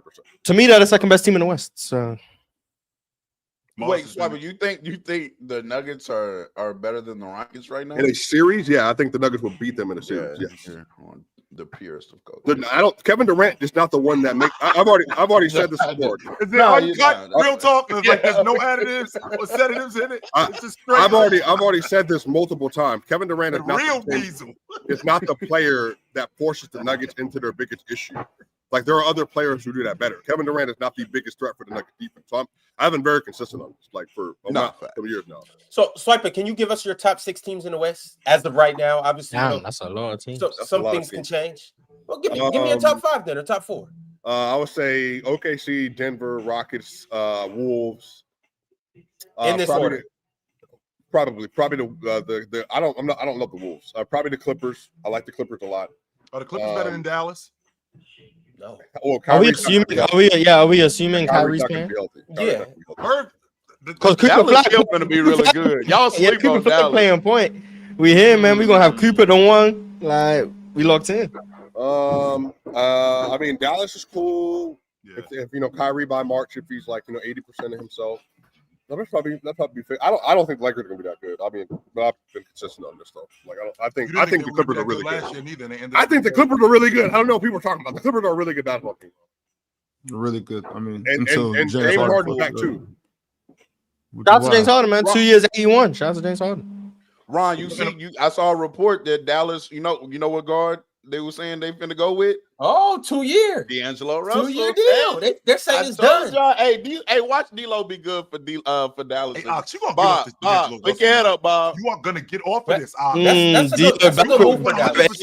Back of 80. Hey, that's chill. You know, Denver was in contention for me to win the West. I had Denver. Yes, you know what I mean? But I don't anymore. Denver or Dallas? You mean Dallas? I think you're talking about Denver. Dallas. I'm sorry. I'm in Dallas. I got Denver now. I got Denver now. Oh my God! I'm not gonna be able to deal with this. If Denver brings Russell Westbrook, who you got? If Denver brings Russell Westbrook, who you got? Russ impressed me this year. I was wrong. So what's it gonna take for you to pick Houston? What's it gonna take for you to pick Houston? Probably I got KD now over there. Yeah, there we go. I don't know, but shit, we about to get Triple J. We about to trade tomorrow to get Triple J. So. I'll go Phoenix. So you know what I'm saying. DeMar for triple. No, Swiper, relax. No. No. All right, so K Nicole sent through a members chat and said, "Who should pick up Lonnie Walker?" Has anybody thought about Lonnie Walker? Where was he? Where was he? What EuroLeague team was he playing on last year? Well, he was in Philly last year. He came from the EuroLeague. Yeah, he was on South Garris. So you want him back? There you go. Why can Lonnie not be in the league? He couldn't be in the league. Well, what team? I don't know why he was out the league last year. To be honest with you, I don't know why Boston gave up on him. I thought he was good on Boston. I don't think he was bad in Boston. He wasn't playing enough in Boston. Lonnie deserves to play in the league, bro. I don't know what the NBA does. I like Lonnie. I think a good team for him. I think it'd be the Heat. To be honest, I think they'll be able to go down there. To do what? Sometimes Lonnie just be out there though. You know what I'm saying? Like, well, that's what I'm saying. I think Spoelstra. The Heat's been locations for guys like Davion, for instance. Guys that go Hayward Highsmith, guys that go undrafted or guys that need second chances. A lot of times they go over there and they overperform. We've seen it with Gabe Vincent. We've seen it with a ton of guys. Davion better than Lonnie though. Davion a dog. I can't. That's better than him. They can both go get busy. That's no disrespect to Lonnie. I just don't think I don't think I put him in the dog category. Lonnie just sometimes Lonnie a flat out dog. I liked Lonnie originally. Like he just kind of going down to me. His stock started dropping. I don't know. He just don't really. Sometimes Lonnie just be there. Yeah, well, he can shoot 40% on threes, and he's an athlete. He should be an athlete. He a 40% shooter? Nice. He shot 40% last year. I don't know what he shot this year, but I know there were good stretches where he was shooting 40+% from three. Shout out to last year in Philly in just 20 games. Damn, he shot 6 threes a game. Made 36% of them. They ain't had nobody on that team, Ron. They were chucking. Everybody was chucking last year. Yeah, his second year in the league, he shot 40%. Yeah, man, I like Lonnie. So, I like when he was starting on the Lakers, he was averaging like 20, like 19, he was 20. He was getting busy on the Lakers. He won them that playoff game in 23. He did against the Warriors. I can't remember what game it was. Maybe game was it game one? We were at home. So was it game one? Nah, because Golden State. You guys are the 7th higher seed. Yeah.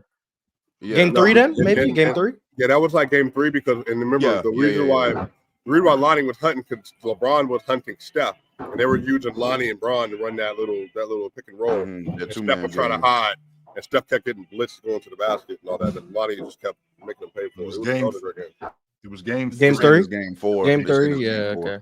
Shout out to Lonnie, man. It was game 3. He came off the bench and scored 15 in the 4th. Got cooking. Jean-Mar Skeet Nielsen 9383 said Chill never gets to say, let's go to the numbers against how much he box score watches. 20 and 10 guy, quote unquote, a 20 and 10 guy, led the league in rebounds. Give me a break. I don't know what that means. Sorry. I mean, he's saying you're a box score watcher. That's you're a stat watcher, Chill. You're a casual. We all watch stats. Dumbass. How do I know about production? I don't know what the stats are. Dumbass. The hell? There you go. He admits to it. There you go. We all watch. Give me a break. All right, y'all. Well, it's a good time for us to go ahead and get into our usual segment of the week. Top 5 comments of the week. You know, it's been a good weekend. We had a lot of signings, a lot of good stuff in the NBA. So you guys left comments. And also, we know what was last Friday. The PC Awards. Congratulations, Swiper. Wait, hold on. Ron, I want to say congratulations to you. You somehow won MVP, which congratulations. Thank you. And then on the other end, Claire was telling you, hey, we need to read these at the top of the week because they're from last week. And look at you, Ron. So you win MVP, and then you put your best foot forward the very next show. Congrats to you, my dog. Congrats to you, bro. That's just called positive reinforcements. You know what I'm saying? This the same MVP. We had to implement a segment to get him to read. Still garbage. But it's the same MVP, by the way. The same MVP. We had to make a segment to get him to do his job. Nah. You gotta I'm MVP, an ISO type of nigga. You know, if y'all want the rock, we gotta run a segment. We gotta run a play for y'all. Because I'm an ISO type of nigga, you know? What can I say? You won for a flat. Exactly. Okay. Yeah, he primed Gilbert. Might call a pick, Yeah, but I don't prime need Gilbert. no pick. You know, I don't need that. Turning the ball over. That come with the game, Chill. I'm gonna just stay down. I'm gonna just stay down there on defense. It's real, bro. Because you ain't getting the pill, Ox. Just so you know. I got it. I'm gonna be down here. Hey, get it off. What Kobe said? Get it off the rebound.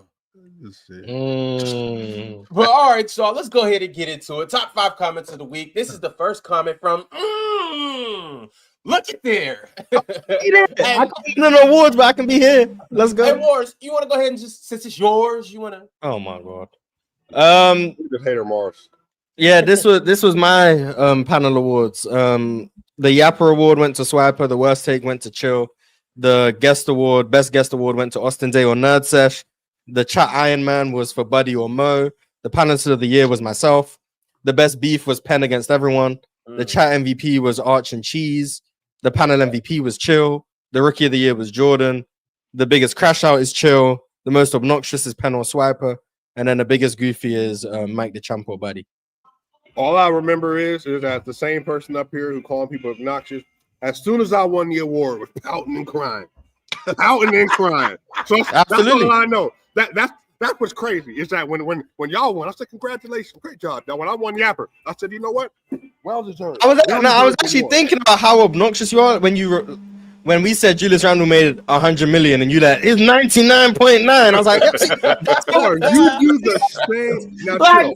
Now chill. Does he not do the same to you when it's actually 100%? When I say 8.5, when I say 8.5 is 9. Well, it's not really. When you say 7.8 is damn near triple double. Yeah, for sure.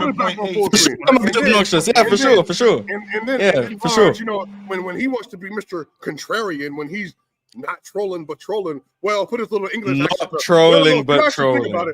If you actually think about it, well, you know, blah blah blah, like put that little dumb finger up, you would hate it. That's why you didn't make the panel. That's why you didn't make the top 3. That hate right there. That's hate. Wasn't the 3. Congratulations to everybody that won the award, man. Shout out to y'all, man. Great job. Yeah, shout out to all the winners. If I did learn, I ain't got too much chat love. I did learn that, unfortunately, Friday. But hey, we coming for MVP next year 2. Mars, I actually agree with everything up here, except for guest of the year. You know who that is. But I agree with everything up here. You agree? So I should have been the league MVP. Hand over the trophy then, Mars. I mean, Ron. If that's the case. Yeah, You yeah. agree with Hey, everything I hey, said? you know how when somebody wins the trophy and they say, "Oh yeah, you deserved it. Here, I'll give it to you." That one, here, chill. You The deserve Desmond Bay, MVP. the John Morant, Yeah, Desmond Bay most improved. yeah. Yeah, It's just like it's the both of ours. I'm in the minority. I mean, Ron won the league MVP, so absolutely, congratulations, brother. No doubt about that. I'm not one of those. Get the hell. No, I'm not that. Congratulations, brother. I played at that level, so I know I'm still a top 5 player in the league. You know, Hey, Chill. Were you top 3 for MVP? Yeah, Chill was second. I want to say he was running around. So you telling me Chill, who made the stage, had more decorum than this guy who didn't make the stage? Oh my gosh! But I mean, Mars was top 3 in both though. Panelist of the year and MVP. No. Who? I think Mars no, panelist he of the year did not for runner-up. panelist of the year. It was Ox, me, and somebody else. No, it was me. for sure. It was me. No. Yeah, it was me, you and Mars. He's victory lapping nonsense, but it's cool. Congratulations. Yeah, Mars was second in panelist of the year. I just wanted to know that Mars, as a matter of fact, it was a tiebreaker. Michael tell you who broke the tie though. My contributions to PC would be recognized by one of my best friends in Mars, and it was just he dumped a bottle of cold water all over my seasoning. This is the yapping part that we talking about, Mars. This the yapping part that we was talking about. This is why, because now we're doing it again. We're right back in the middle of it. So he's going for a repeat. Hey, he got that penalty of the year from getting his shots up. Hey, he was getting them up. He's getting them up. All right, y'all. Next up, comment of the week is from Multi Kenny. Shout out another Hall of Famer. He said there were some absolute robberies with these awards. But shout out to Jordan, Penn, Mars, Ox, Ron, Claire, and all the guests this year. Been really entertaining shows. My votes were... Biggest yapper was Penn. But if it's who just be talking to talk, it's Swiper. Worst take, Wade wasn't dominant by Jordan. Guest of the year. So whoa. Stop right there. Go ahead. That was not worse than me saying that Bill Russell was better than Olajuwon offensively. That wasn't worse than that. It's not. I agree. I actually went back and found it. I 100% said that. Yes, I did. I had to go back. Like, there's no way you said that, yo. I went back and found that. Yes, I did say that. So you have no clue what made you. I'm like, what do that? Made me even say that? Like, wait a minute. Oh my goodness, I can't believe I said that. You be getting in these tit for tats with people, Chill, and then I feel like you say something, and then you feel like you gotta, mark your flag right there because you just don't want to come off the position. Well, not only that. To Swiper's point, I get backed in a corner and I find myself just swinging and just saying stuff like, wait a minute, yo, you don't have to go there. Relax, B. If somebody asks you something, you could be like, no, I don't think so, and I don't want to answer that. You don't have to just jump off the cliff. So yes, to say that Bill Russell was better than Olajuwon offensively, I'm gonna crash my car into a telephone pole. I can't believe I said that. I'm wild as hell. Iron Man chat member for Multi Kenny was Mo. Panelist of the year was Jordan. Okay. Why'd you sound so surprised? I didn't. Just going through the votes in the top 3 and stuff. I didn't, and especially from Multi Kenny, who loses it over Jordan. Not in a good way, in a bad way. No, but Jordan do provide top 10 entertainment. He does. Shout out to Jordan, man. Beef of the year. Maybe we need to put some money on Jordan. Maybe getting that panelist of the year next year with an increased workload, more starter minutes. You know, might be a good early bet, chat. Panelist of the year, Jordan. Beef of the year, Penn versus Swiper. Those are top 3. Chat MVP, Arch. Big shout out to Cheese though.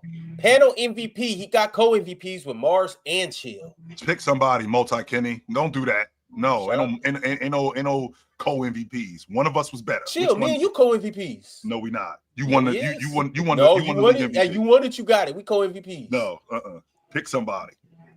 If it was Mars, pick Mars.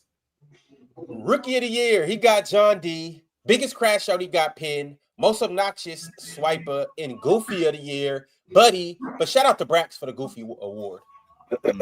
I've noticed, I've been looking, comments sometimes. I see Kenny trying to psychoanalyze me like Jordan. Jordan started the trend, and I see people that are trying to pick that same thing. What is Swiper really thinking? What's he really saying? Y'all gonna hurt yourself trying to psychoanalyze a yapper. It's a new segment. We should have a new segment next season. It's like, what is Swiper thinking? making this more than what it is. It's not hard about Jokic. It's really The not. next Hey, comment real of the talk. I actually week. thought about you when I got to Chicago. I was trying to buy you a hat, but I couldn't find one to fit your head. All right, next comment. You don't even know my head size. Matter of Yeah, fact, I wouldn't be surprised Look, if hold your on, head Ron. size is bigger than Ron, mine. go. What is your head size? Ron, go to the screen. again. Here he goes. 8.5. 8.5. Is that it? Mine? Yeah, 8.5. You are out of your mind, buddy. No, nothing starts with nothing starts with 8. It's crazy. But look, hey, it's not. Yeah, it's not 8.5 as far as my hat. Hell no. Chat, let us know who got the bigger hat size. What's your head size? Who got the bigger hat What size? are we doing? What's your head size? What's happening? Now he want to get out the camera. Wait, what did you say? You said 8.5 is at least not my ass size. I'm sorry. Can we get back No, focused, that's not Ron? what I said. Can we get back No, focused, sir. Ron? All right, so hey, back to the next comment of the week, episode 591. It seems like the chat awards are trending in our comments of the week. This is from Arch Burner. Y'all know the GOAT. Y'all know a Hall of Famer, and y'all also know an award winner. He goes by the name of Arch. And shout out to all the other members of the Arch family. Arch said the biggest yapper is Ron. Thank you, Arch. Worst take, chill on everything Tatum. Remember who he is, though. He a Tatum hater. Remember that part. Don't leave that part out. Go ahead. Iron Man is Mo. Mo getting a lot of Iron Man love. Shout out to Mo and L. Harden. We'll get into Harden a little bit too, by the way, Mo. Panelist of the year, Swiper, pure motion. Swiper be talking about me having motion. Swiper, you got motion, yo. Don't fight that. Can't hear you, Swiper. You muted, Swiper. We can't hear you, brother. Look, here in Chicago had a little bit of motion, man. I'll shout out, man. But people like, you know what I mean? Oh, you. But look, I will say that Arch is like we done narrowed who Arch is at this point. I think it's Bam. It has to be Bam. This was not. There has to be Bam. It turned into something else. Swiper, you got motion. All right. Yeah, all you have to do is say thanks, and he talking about we know who Arch is. Like, Swiper never changed. Get him up, Swiper. I'm waiting. Mark, this unfiltered hate you have for me now since Friday needs to go away. Mars, what's your issue with Swiper? What is your problem with Swiper, Mars? Like he yaps. Here's what it is. I don't have a problem with the fact that he yaps. I don't want to talk too much, so Swiper yapping saves me having to do stuff. But goddamn. Hold up, though, Mars. So we got Swiper and Penn, right? Yeah. They were both in contention for the biggest yapper, and they both be getting buckets. But we know their time of possession's real high.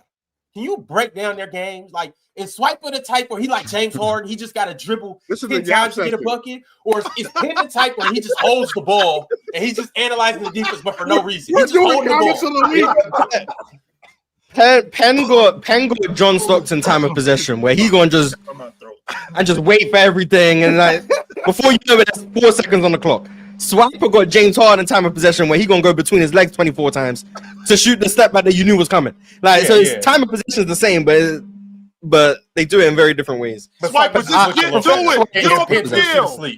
Just get to it, Swiper. I prefer Swiper's time of possession because at least like something's happening. And you have to wait for the thing to happen. It's like okay.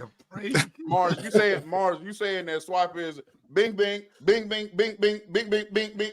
Yogurt's the best. Like we knew we were going to that conclusion, but it just took 5 minutes to get there. Okay. That's just the size right there. And then he's gonna be like, oh, Aaron Gordon. And then the step back comes, oh yeah, that's why Jokic's better than Giannis. Okay, there we go. Yeah, there we go. Okay. We know. Real talk. You're a losing player. Period. So you hush up. Wait, what? Where'd that come from? What are you talking about? Tell me get there. Wait a minute. What I got to do with this? Man. I'm just happy to be here. Shit. I'm just watching. The hell? Listen. You just suck. I'm learning a lot right now. All right, y'all. Back to Arch's awards in his comment of the week. They're talking about Swiper only go left. Swiper don't got no left. Go ahead, Ron. My bad. Biggest yapper, Ron. Worst take, chill on everything, Tatum. Iron Man, Mo. Panelist of the year, Swiper, pure motion. Beef of the year, Ox versus Penn. Penn taking another beef of the year. Panel MVP, Mara. Dub Mara. Shout out to Mara, man. MVP. Shout out Mara. Rookie panelist of the year, Jordan. Biggest crash out, chill. Most obnoxious, Penn. Goofball of the year, One Booty. Our next comment how do y'all feel about Arch's awards? Y'all think Arch cooked?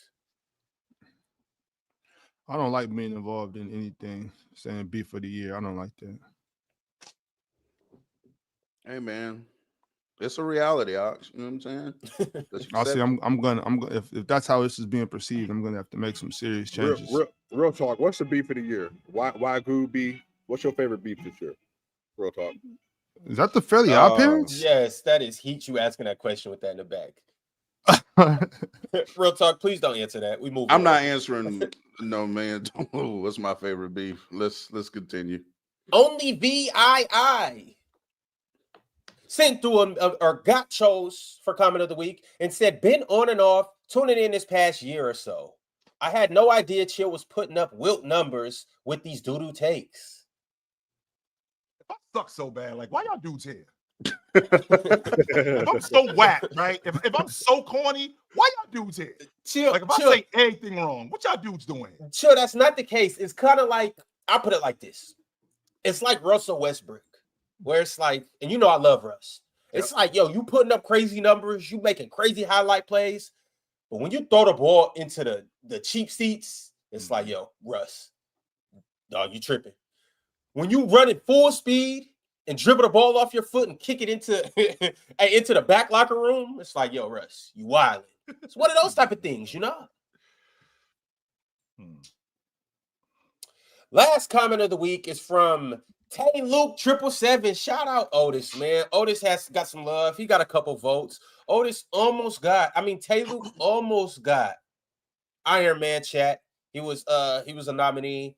Tay Luke almost also got chat MVP. He was a nominee as well, but he came up short. But he does have a say-so on some of this stuff.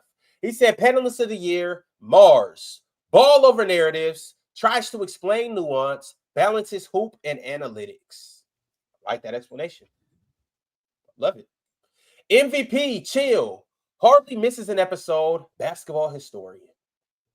Rookie of the year, Jordan, entertainment value and decent ball knower. John D, a close second.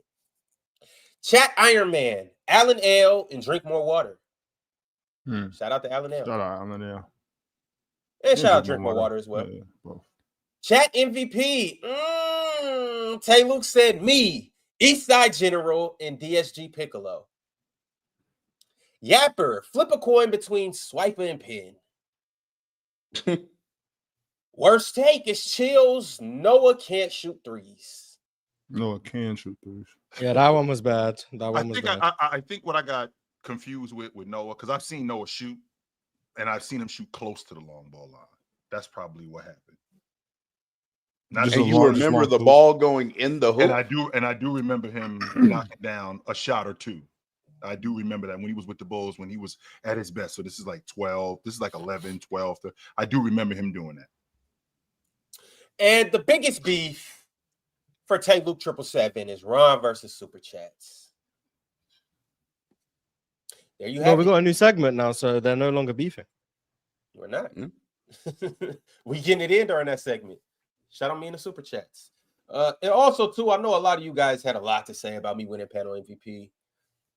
This is all I got to say to y'all. Now, each and every one of you who doesn't like me being the MVP gets to feel how I feel about 2005, 15 and 11, winning MVP. So y'all eat it. Hey. Oh, so you're Steve Nash? Thank you for the Steve Nash MVP. You know what? As a matter of fact, it all comes full circle. It all comes full circle. You know, this is what we're gonna do. This is my new avatar right there. There you go. Y'all like this? You got young Nash. Okay. Y'all like me now? Thank you. Come again. Ron, you wow with that. Go ahead. I'm sorry. I just think a dude that's responsible for almost half your offense, that's a big ass deal. Just because I ain't averaging 25 a game, that doesn't mean that doesn't mean that I'm not doing, because I think when you think about MVP, Ron, you think about a dude that's 30, 15, and 7. But when I'm responsible for everybody else's offense, like Steve Nash was at that point, and everything that he was doing for that offense, I mean, I don't think I can discount that. I don't think I can undersell that. Sure, you're right.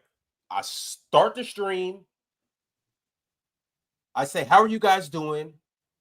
I throw a oop to you. You go dunk it, Amari.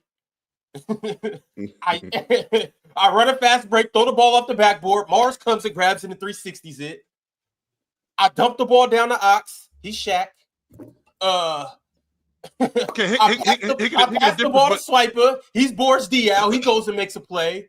Jordan's Joe Johnson in the corner. I swing the ball to him. He knocks down an open three or goes and gets a bucket. Pins Rajah Bell. He's getting defensive stops for me and knocking down threes. Clothesline people. Yeah, right. Real talk's Leandro Barbosa. He comes off the bench and goes for 20 on any given night. John D's Jason Richardson. I can throw him a oop. I can kick the ball to him from 3. He just gets it done. Hey, chill. All I do is dribble the ball and just do this, and one of you guys go get a bucket for me. What do I do? What do I do? All right, Merry Christmas. Yeah, bye, boys. Hey, you were talking about people who are accountable for half your offense. I was watching. I watched 2 games. No, like 3 games yesterday. Right. Mm-hmm. I watched an 86 Boston Lakers game. I seen you tweet. I've seen this tweet too. I saw the 91 finals game 1. Hey, it's time to have some discourse about Magic Johnson, bro. What kind of discourse? It's time to have some Game 1, is that the game where Magic Johnson made the half court shot? That game 1? Yeah, well, not half. What are we talking about? 80, deep buzzer beater. Yeah, 86 and 91. Okay. 86 and 91. Look, when they lost to Houston, I want to apologize to Tyrese Halliburton because clearly Magic is who he modeled his game after. Because Magic was not looking to shoot the ball whatsoever. Oh, we turning this to a Magic hate segment? Whatsoever. He was not looking to shoot the ball. I'm here for that. Dennis Johnson was eating his lunch. Dennis Johnson was clearly outplaying Magic Johnson, right? He couldn't score on Dennis Johnson. In 2 games? He couldn't score really. You said what? In 2 games?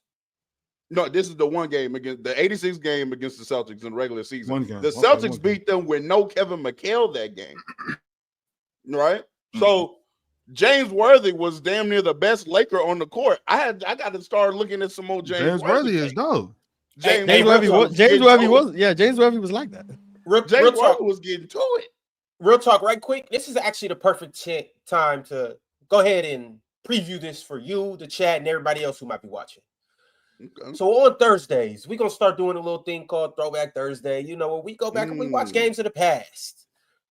This may be the first place we need to go. Maybe Magic Johnson needs to get put on trial.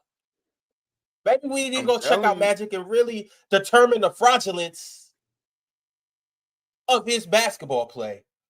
Was he really the best point guard? No way we gonna be going to Playback to do negative work. Like that's no way. It might be positive. I'm just saying, bro.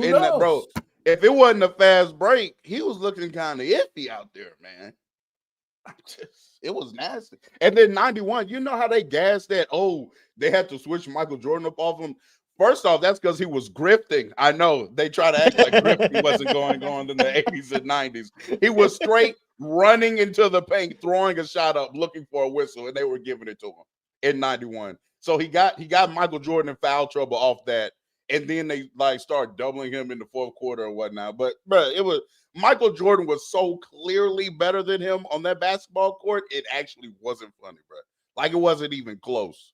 Michael Jordan is better than Magic Johnson. Yeah, he is. But I mean, better, yes. That much better was kind of crazy to witness. I'm not. But real talk, you know what this is though. Like, and this is what I be saying about pure point guards.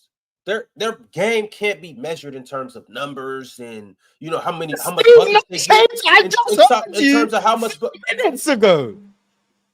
I just heard you talk about Steve Nash 4 minutes ago. I'm on the Steve Nash bandwagon now. This is the prop Steve Nash as well. But you can't measure a point guard in terms of just the numbers and all of that. Like Magic Johnson. What do you mean it's nasty? It's nasty because you just saying that you can't.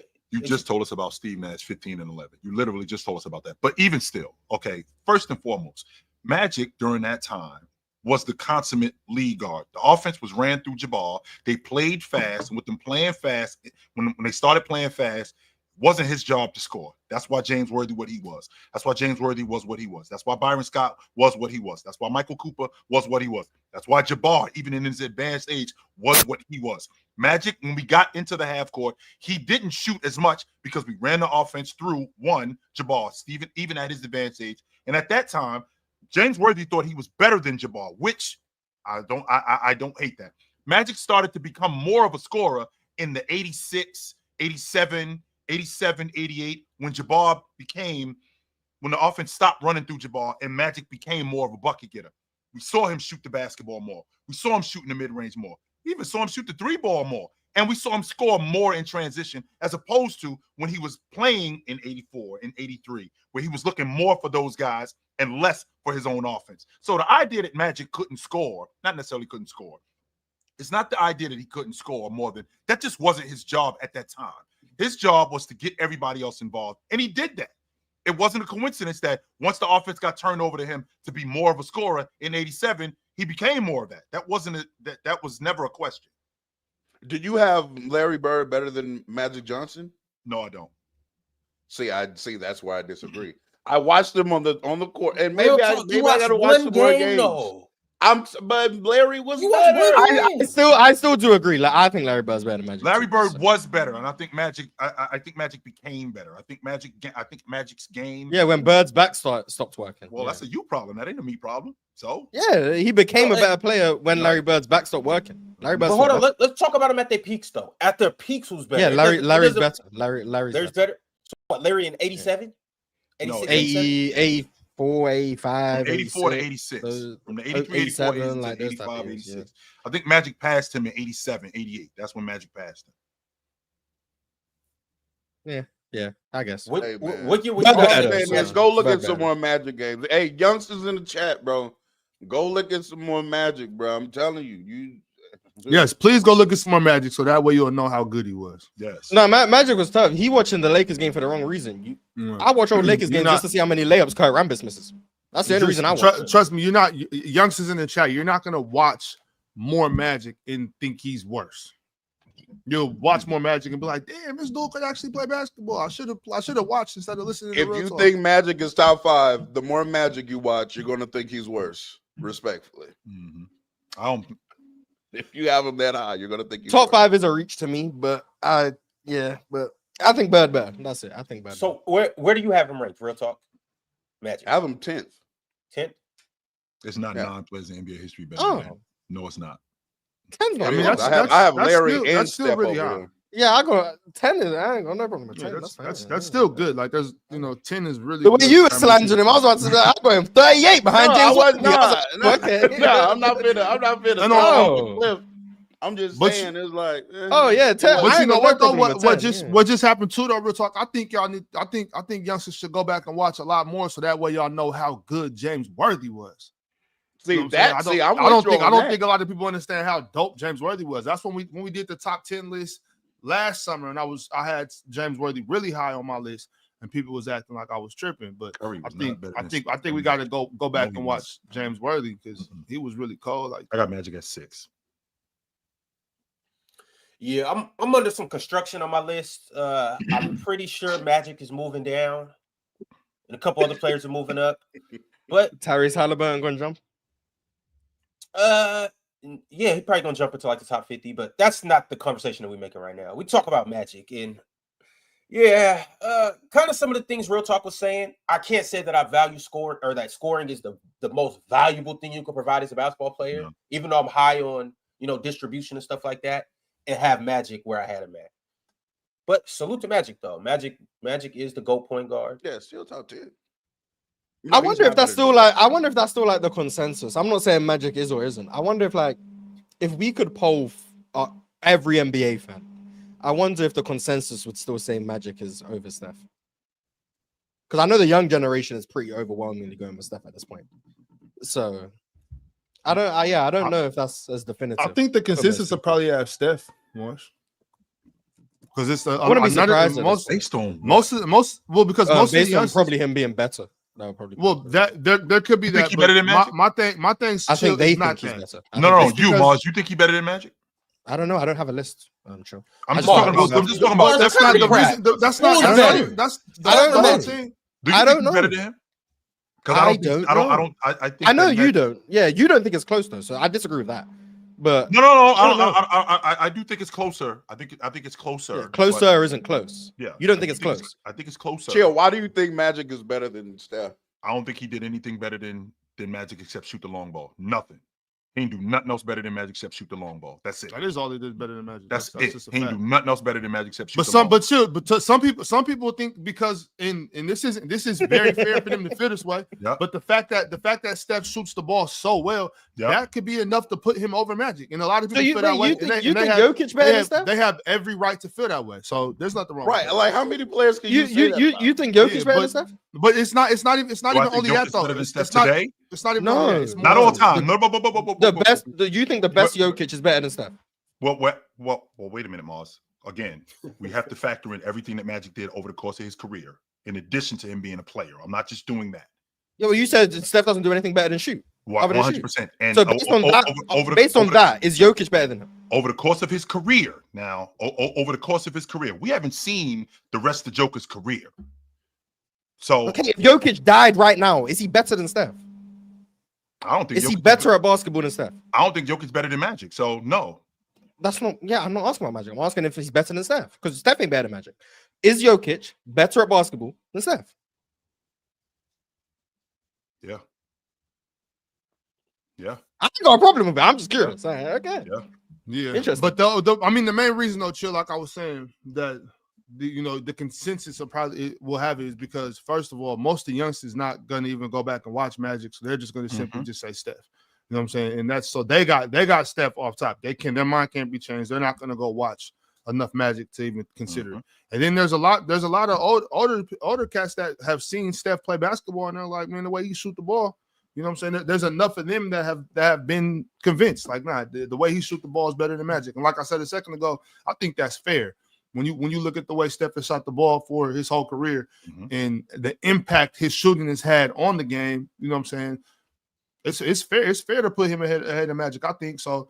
You know, that's why like enough of the old heads have seen it and they're like, okay, they move over, they got Steph, and then the youngsters they all got Steph. So the consensus is Steph, I think. Personally. And to your point, Ox, he has, when I think about the most dangerous guys to step on the floor, he has something that is the most dangerous thing.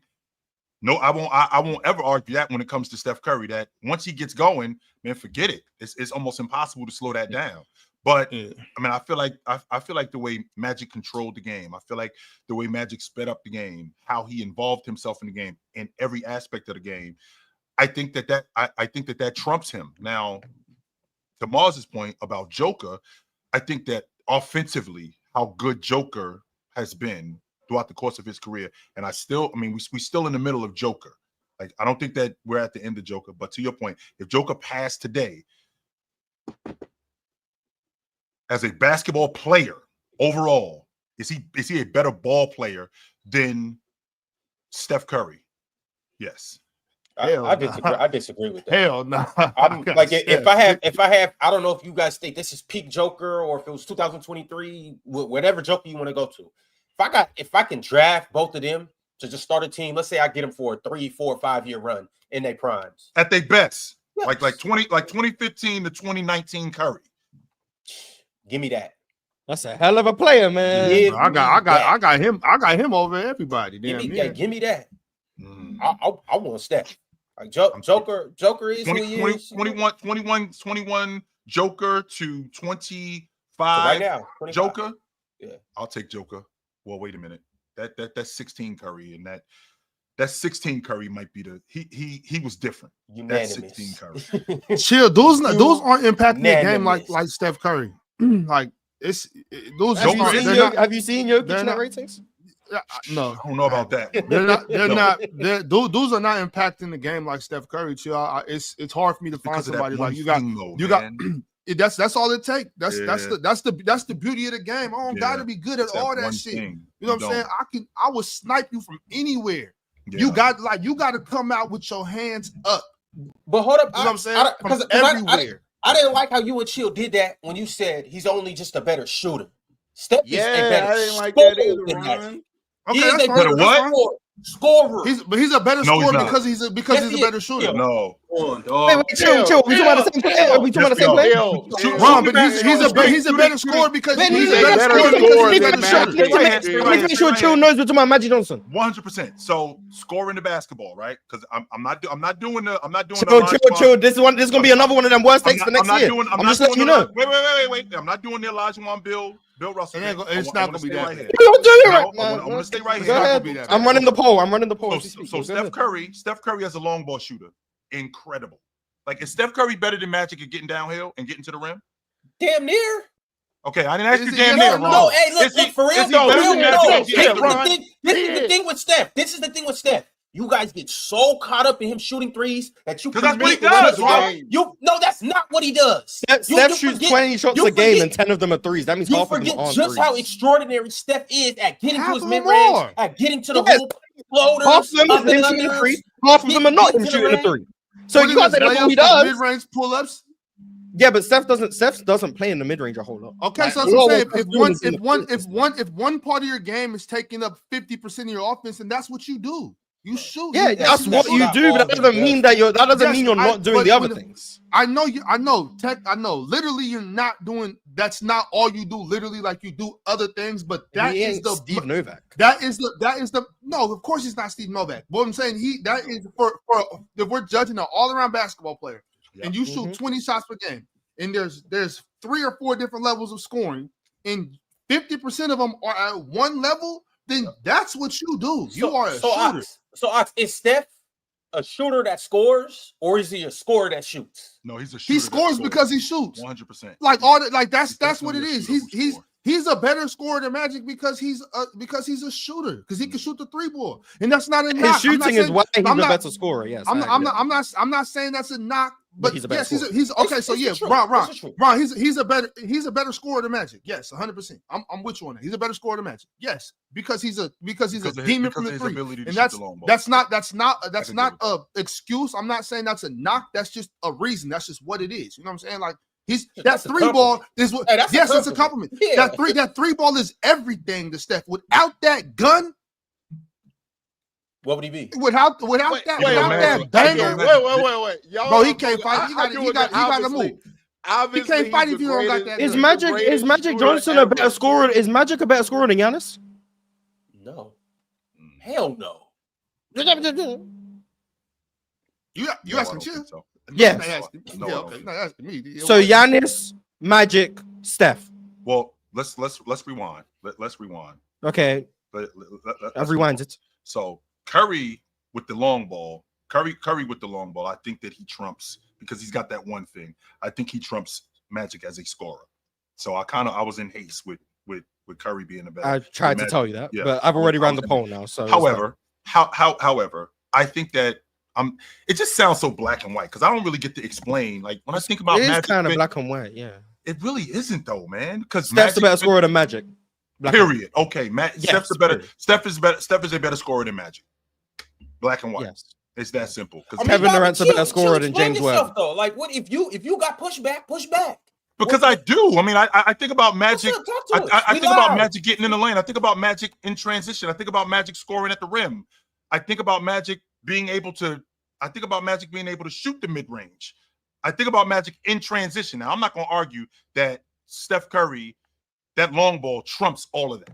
I'm not going to argue that point. I think that Curry's long ball trumps all of that. But I think that Magic's ability to score gets discounted.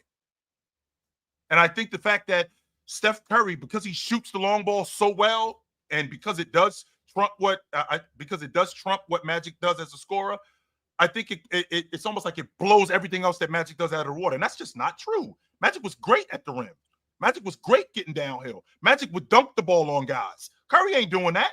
Magic is playing in traffic against bigger guys, scoring on bigger guys at the rim. That's going on.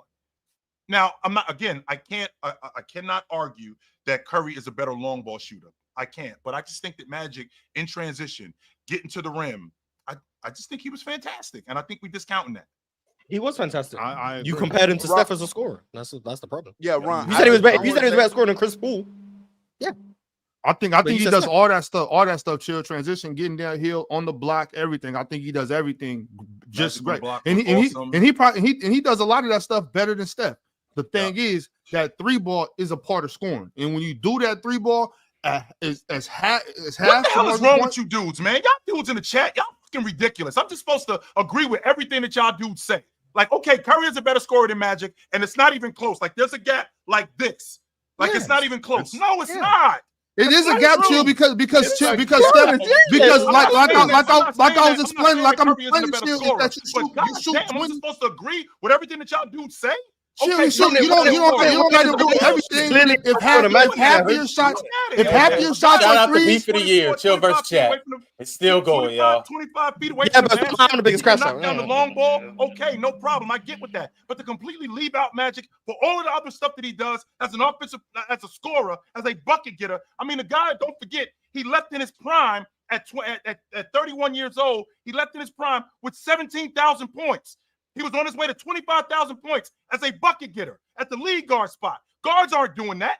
He was doing that. He was getting downhill. He was getting to the rim. He had shot, to your point, he shot almost 90% at the strike. So he was a scorer. He could score the basketball with the best of them. I'm not saying that Curry, that one thing that he does, I'm not saying that doesn't trump what Magic does. I'm not saying that, because that thing is lethal. And that thing is something that nobody else had. I won't ever argue that, ever. But to sit there and say that Magic, who for the stretch that he in the era that he played in, getting downhill, playing against big guys, playing amongst trees, because he was a big guy, being able to do that stuff, I can't discount that. I can't, and I won't. You can't discount it unless we're comparing it to Steph Curry. That's my only thing, Chill. I think you're 100% correct. I think everything you said is facts. I think, you know what I'm saying? I don't know what the chat's talking about. I'm not sure. All I'm saying is that when you do all those things better than Steph Curry, which a lot of people do, it doesn't matter when we're having a scoring conversation, because the fact that he shoots 10 a game and he's the best person to do it, besides Ray Allen, it clears everything. You know what I'm saying? Like you're done. You know what I'm saying? And that's why I say, Chill, that man right there is the most dangerous man you've ever seen on the basketball court, because he got a bigger gun than everybody. You know what I'm saying? It's just he had 6 seasons. Anytime. Curry had 6 seasons where he shot more long balls than he shot shots. Yo, Makes before we sense. transition into these super chats, Wait. I know. Go ahead, Real Talk. Go ahead. Yeah, thank you. Because I think y'all are underselling Steph as a scorer yourself. Like, Chill, the stuff you're saying about Magic, like, oh, we're not kind of getting, like, just to minimize Steph to just greatest 3-point shooter, which yes, he absolutely is. But it's the variety of ways he can get there. It's the fact that he may have the second best handle of all time and can create separation and get to the basket. I said maybe Mars. He's top 5 for sure, in my opinion. He can definitely finish at the basket. One of the greatest guard finishers at the basket, also with float shots, different English. He can put on the ball at the rim. You know what I'm saying? So just saying, oh, you know, he's a great 3-point shooter, I think that's kind of minimizing it. He's also he's the greatest off the dribble shooter we've probably seen. You know, I'm on record saying that, Real Talk. That's the separation, and I'm on record saying that that's the separation between him and Ray Allen. Like, there's nobody off the bounce 20. There's no defense for that. None. There's no defense for that whatsoever. But there's no but. Curry is a better scorer than Magic. Yes, Clearly, yeah. All right, y'all. Let's go ahead and dive into some of these super chats. The first one that I got is from, and shout out to this segment too. But the first super chat I got is from Skinny74445. Magic over Steph, I won't argue, but Jokic, I disagree. I'm starting to feel like some people are forgetting peak Steph. I'm hearing names like SGA. Also, Steph is much more than just a shooter. I don't think Magic clears either one of them. I think Magic, Steph, and Jokic is a valid conversation. I think it is too, 100%. Yes. Yeah. But yeah, Steph's way more than a shooter. And here's the thing that this is where the disconnect is, Mars. The fact that he does shoot the basketball as well as he does, and that's the main part of his arsenal.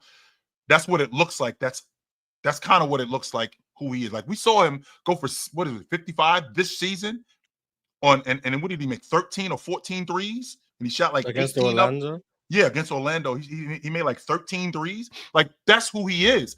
Like, I understand that Steph, to your point, Real Talk, super nice with the pill, could get downhill with the best of them, right? I just feel like it gets overshadowed by, between the legs twice, 25 feet away from the basket, cracking the long ball, in transition, stopping at the break, 24 feet, 25 feet away from the basket, away from the basket. And it's cash. That overshadows all of that. And a lot of those shots are back-breaking shots that he shoots. So a lot of people don't pay attention to the other stuff, like him getting to the rim. Like there was a conversation, and y'all dudes talk about me with the worst takes. There was a conversation, and please straighten me out, where who's a better finisher, Kyrie Irving or Steph Curry? That was going on. Yeah. People were asking that question. Who is a better finisher between Kyrie Irving and Steph Curry? So he does get to the rim. I'm not going to argue that. I don't know why that was a conversation. Kyrie. I don't either. I think Irv was a better finisher than him. But I think Swapper brought it up like a few months ago too. By the way, I think Steph is good though. I think Steph is good at it. But Yes. It's not a conversation with Kyrie. Bob Solo said Ayton plays post. We seen Luka with KP who plays post, and it didn't work. Luka needs to have a center that is picking that pick and rolls to help out. Money tight with LeBron James signing extensions. This is Cowboy Bob. Go New York, go. Well, isn't DeAndre Ayton a pick and pop big? Yeah. Yeah, to the free throw a little mid range. Yeah, he's a pick and pop big. I think that can work with Luka. He's a pick and dive big. He's a lob threat. I think that can work with him. And I think that, don't forget, him and KP, that was a different space that we was in, right? What was that, 21? 20, yeah, 21. So Luka was a lot younger, trying to establish himself. KP also was trying to establish himself. I think we're in a different space now with Luka being in Los Angeles and like the urgency to win as opposed to what it was before. Next up, we got Hunter TV. Hunter said Chill just got done winning worst take of the year, and he's off to a world record pace this year. Laughing my ass off. Never change, OG. Y'all dudes. Yeah, he did walk it back. But yeah, Magic being a better scorer than Steph is bad. Dudes make me sick. Y'all dudes are scared to say what y'all really feel. But when I say something, and if I'm wrong, I'll walk it back. But if I say something that I really feel, I suck. All of y'all. How about that? In the words of Ice Cube, all of y'all. I agree, Chill. Chill as co-MVP. Hey, we want the honesty. Well, at least I do. Yeah, the honesty is what makes good takes. See, all of y'all. This all started because I ducked answering between Steph and Magic, and we got ahead. Well, I was talking about how trash I saw Magic Johnson playing, and then yeah. But shout out to Steph though. Yeah, he scored better than Magic for sure. Real talk. He played trash, or he just didn't look as good as you expected him to look. Yes, he does. No, just because it was bad, but it was one game. Just because you might do one or two things better than somebody as a bucket getter or as a defensive player does not mean that you're a better defensive player than him. And I think that's where I got caught up with Matt, because I think that there are some things that Magic may do a little bit better than Curry as a bucket getter, but that doesn't mean Curry isn't a better bucket getter. But see, what happened was Real Talk watched two playoff games of Magic's career. I'm not saying you didn't watch any other. Well, one regular season game and one playoff. 5 years. Okay, well, in this particular instance, I'm not saying that you're not knowledgeable. I'm just saying in this particular instance, you picked 2 games of Magic that he didn't play very well, and I think kind of might have been a little shocked by how good my man James Worthy was getting down on that in that particular instance, and then you chose this Monday to come up here and try to dog Magic, which I think was poor taste. You know what I'm saying? But whatever. You know what I'm saying? If that's what you want to do on this beautiful Monday, you know what I'm saying? Go ahead, carry on, brother. You got it. All right, y'all. It was just I was expecting to see something and saw something. Now I have seen more Magic games, and I've actually said this before, like that. For me, it was more so like late 80s, early 90s Magic. I've seen those games. And then I've said like, oh, I was higher on Magic Johnson as I was seeing those games, right? But then what I'm doing in the offseason on Playback, we're just going to be watching like a whole bunch of old games during the offseason. You know what I'm saying? So we can get some real knowledge on these older players and see what they really talking about. And I just chose a random 86 game against the Celtics in the regular season. And I was like, damn. It's really looking shaky out here. And then I was like, James Worthy really one of them ones, like scoring the basketball. In the words of Magic Johnson, I love me some James Worthy. You ain't the only one, Magic. You're not. I love him too, yo. He was awesome. They had to add an all-NBA team. They had to add a third team, real talk, because dudes like James Worthy was missing the all NBA team because there was only 2 of them. Like we had to have a third one because this dude should be on the all-pro team. Worthy awesome. was nice. Yeah. Worthy was nice. Shout out Big Game James. Ray Lass sent through a super chat and said, should Kobe be consensus top 5? I got him Consensus 6. So is I a can't strong say word. it. Yeah, consensus is a strong word. I got him 6. Man. I think he has a believe case. 100% be. Yeah, I think he has a 100%. case, but I think he even should be Kobe is the consensus top gatekeeper of 10, the top but 5. I think Kobe's the gatekeeper of the top 5. so that means you have him at 5th. But real talk, yeah, hey, I know But, there are some I'm saying- people I'm that don't saying have him consensus. top 10. Yeah. some people like who, real talk. So there's there's an elder statesman in the game that doesn't have him top 10, but that's fine. That's fine. To me, he should be consensus top 10. Consensus top 5 is pushing it. He's definitely top 5 for me personally, but he should be. Yeah, I seen your little YouTube video on Kobe. Yeah. Yeah, man, we doing numbers. You know what I'm saying? Hey, my TikTok video kind of doing numbers on Kobe. Hey, we had to start talking about Kobe more often, man. I'll make sure to follow up Real Talk, man. Shout out to Kobe. Like if you told me Kobe was the 7th best player, I'd be like, what? No, I don't got a problem with that. All right. What about Kobe third? for sure? He top 25 for sure. What about third, Chill? You got a problem with that? That's where the separation comes with me. But like I said, if you got him 7, I'm like, I bet. I don't got a problem with that. If you got him 8, I bet. But if you got him 3, I'm like, Chill, no. it's just not 7 players better than Kobe. It's just not. That's where my separator and divide cups. It's just not. There's no way. You can't tell me, and I can't believe it. I can't believe what you're saying to me. Yeah, I try to bring up Bill Russell, wrong gonna get mad at me. So All right, so it is crunch time chats right now. That's the segment that we in. We got a couple more super chats we're gonna go ahead and get to. DSG Piccolo said the boogeyman is finally off my damn team. Woo! JG, you next, nigga. Get to stepping. The era of the Kling Yang twins? The Kling Yang twins starts now. Hope Klingen isn't shaped by game 1. I'm sold on Yang. The footwork is great. I don't think they're ever gonna play together. I don't think they're gonna be able. Why not, Mars? You seen this kid's skill set? I don't know, Mars. It's not that foot speed on the outside gonna be atrocious. But I think Yang is skilled from what I've seen. Now I want to see it in summer league. I said I'm rooting for him.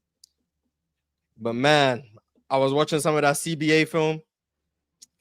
They my height. Like, I'm sorry. Like, there's something to be said. Like, I need to see it against NBA level athletes in competition. You will, Mars. Yeah. Then, but I think you can see why Portland's were interested. I think that's what I'll say. Who are y'all excited to watch in the summer league? Yeah, he's definitely Reed Shepherd. I want to see what Ace Cooper, look like. I'm trying to see Coop. I'm trying to see Ace Bailey. Cool. Bronny. He playing in summer league? How about yes? Why wouldn't he? Because his contract guaranteed. Like, I mean, yeah, I'm pretty sure he's gonna play. Maybe not though. It might be too much of a circus with him, but we'll see. Trey Johnson and Walter Clayton, who I'm Trey Johnson, the most excited to see those 2 guys. Summer league gonna be fun, yeah. VJ, yeah. Summer league gonna be fun for sure. Yes, yeah, I want to see. I want to see if Con Knipple gets. I want to see Derek Queen too. Derek Queen and Jeremiah Fears. I want to see them. Yeah. You seen what he said? Jeremiah Fears. No. That Derek Queen said he's gonna be the best player in this class. Yeah, so he said he's gonna be the best player in the class, and then he also said all of these guys that got drafted before him basically said they all know about me. I used to bust their ass in high school. He went to Montverde. I mean, I guess. Yeah. I mean, I guess. Like, congratulations. Well, I mean, even outside of that, though, Mars, you see these guys in camps every summer. You see these guys on the AAU circuit, and then obviously you play during the season. But he's seen these guys multiple settings, and this is a 4-year stretch. Oh, I want to see the Nets too. I just want to see what they got going on in summer league. I want to see what this kid Kalkbrenner looks like. You know how I feel about him. I thought the Celtics. Oh, Charlotte. I think they made a mistake passing on him.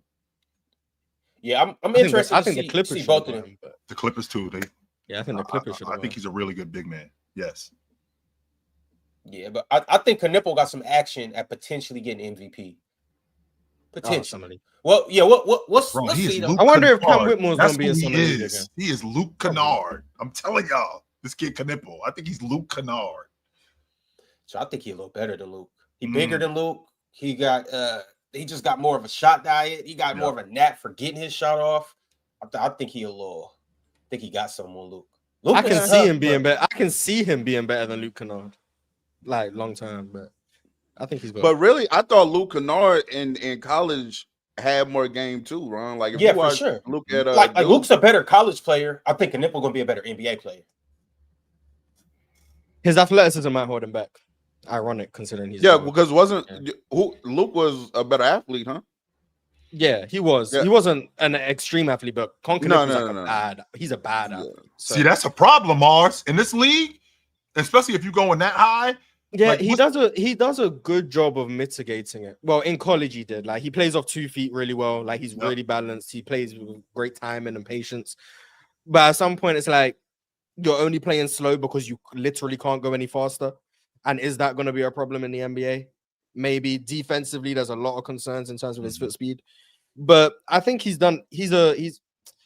ticks like all of the stereotypical boxes of what Con Knipple should be. Like that's really what he is. Like he ticks every box, and then every concern, it's like, yeah, he has those concerns. So kind of what you expect. We got another super chat from MTHJ301. MTHJ said, ChatGPT, Jordan, Bron, Kareem, Magic, Bill, Bird, Tim, Shaq, Kobe, Steph. That's ChatGPT. So ChatGPT is stupid. Yeah, ChatGPT is stupid. Why? Because Bill's not first. Bill's at 5. And no Hakeem and Wilt is tough, but I always say the top 10 has 2 people who are going to miss out, and someone's going to be offended one way or the other. Unless you just don't rank Bill and Wilt in them, then you're fine. But man, Bill Russell got to be number 1, man. Yeah, it's like if Bill's in here, damn near Wilt got to be in here. And then, I agree. If you're going to have Bill in the top 10, I think you have to have Wilt in the top 10. And then also, too, Steph's not better than Hakeem. No, he is I not. agree.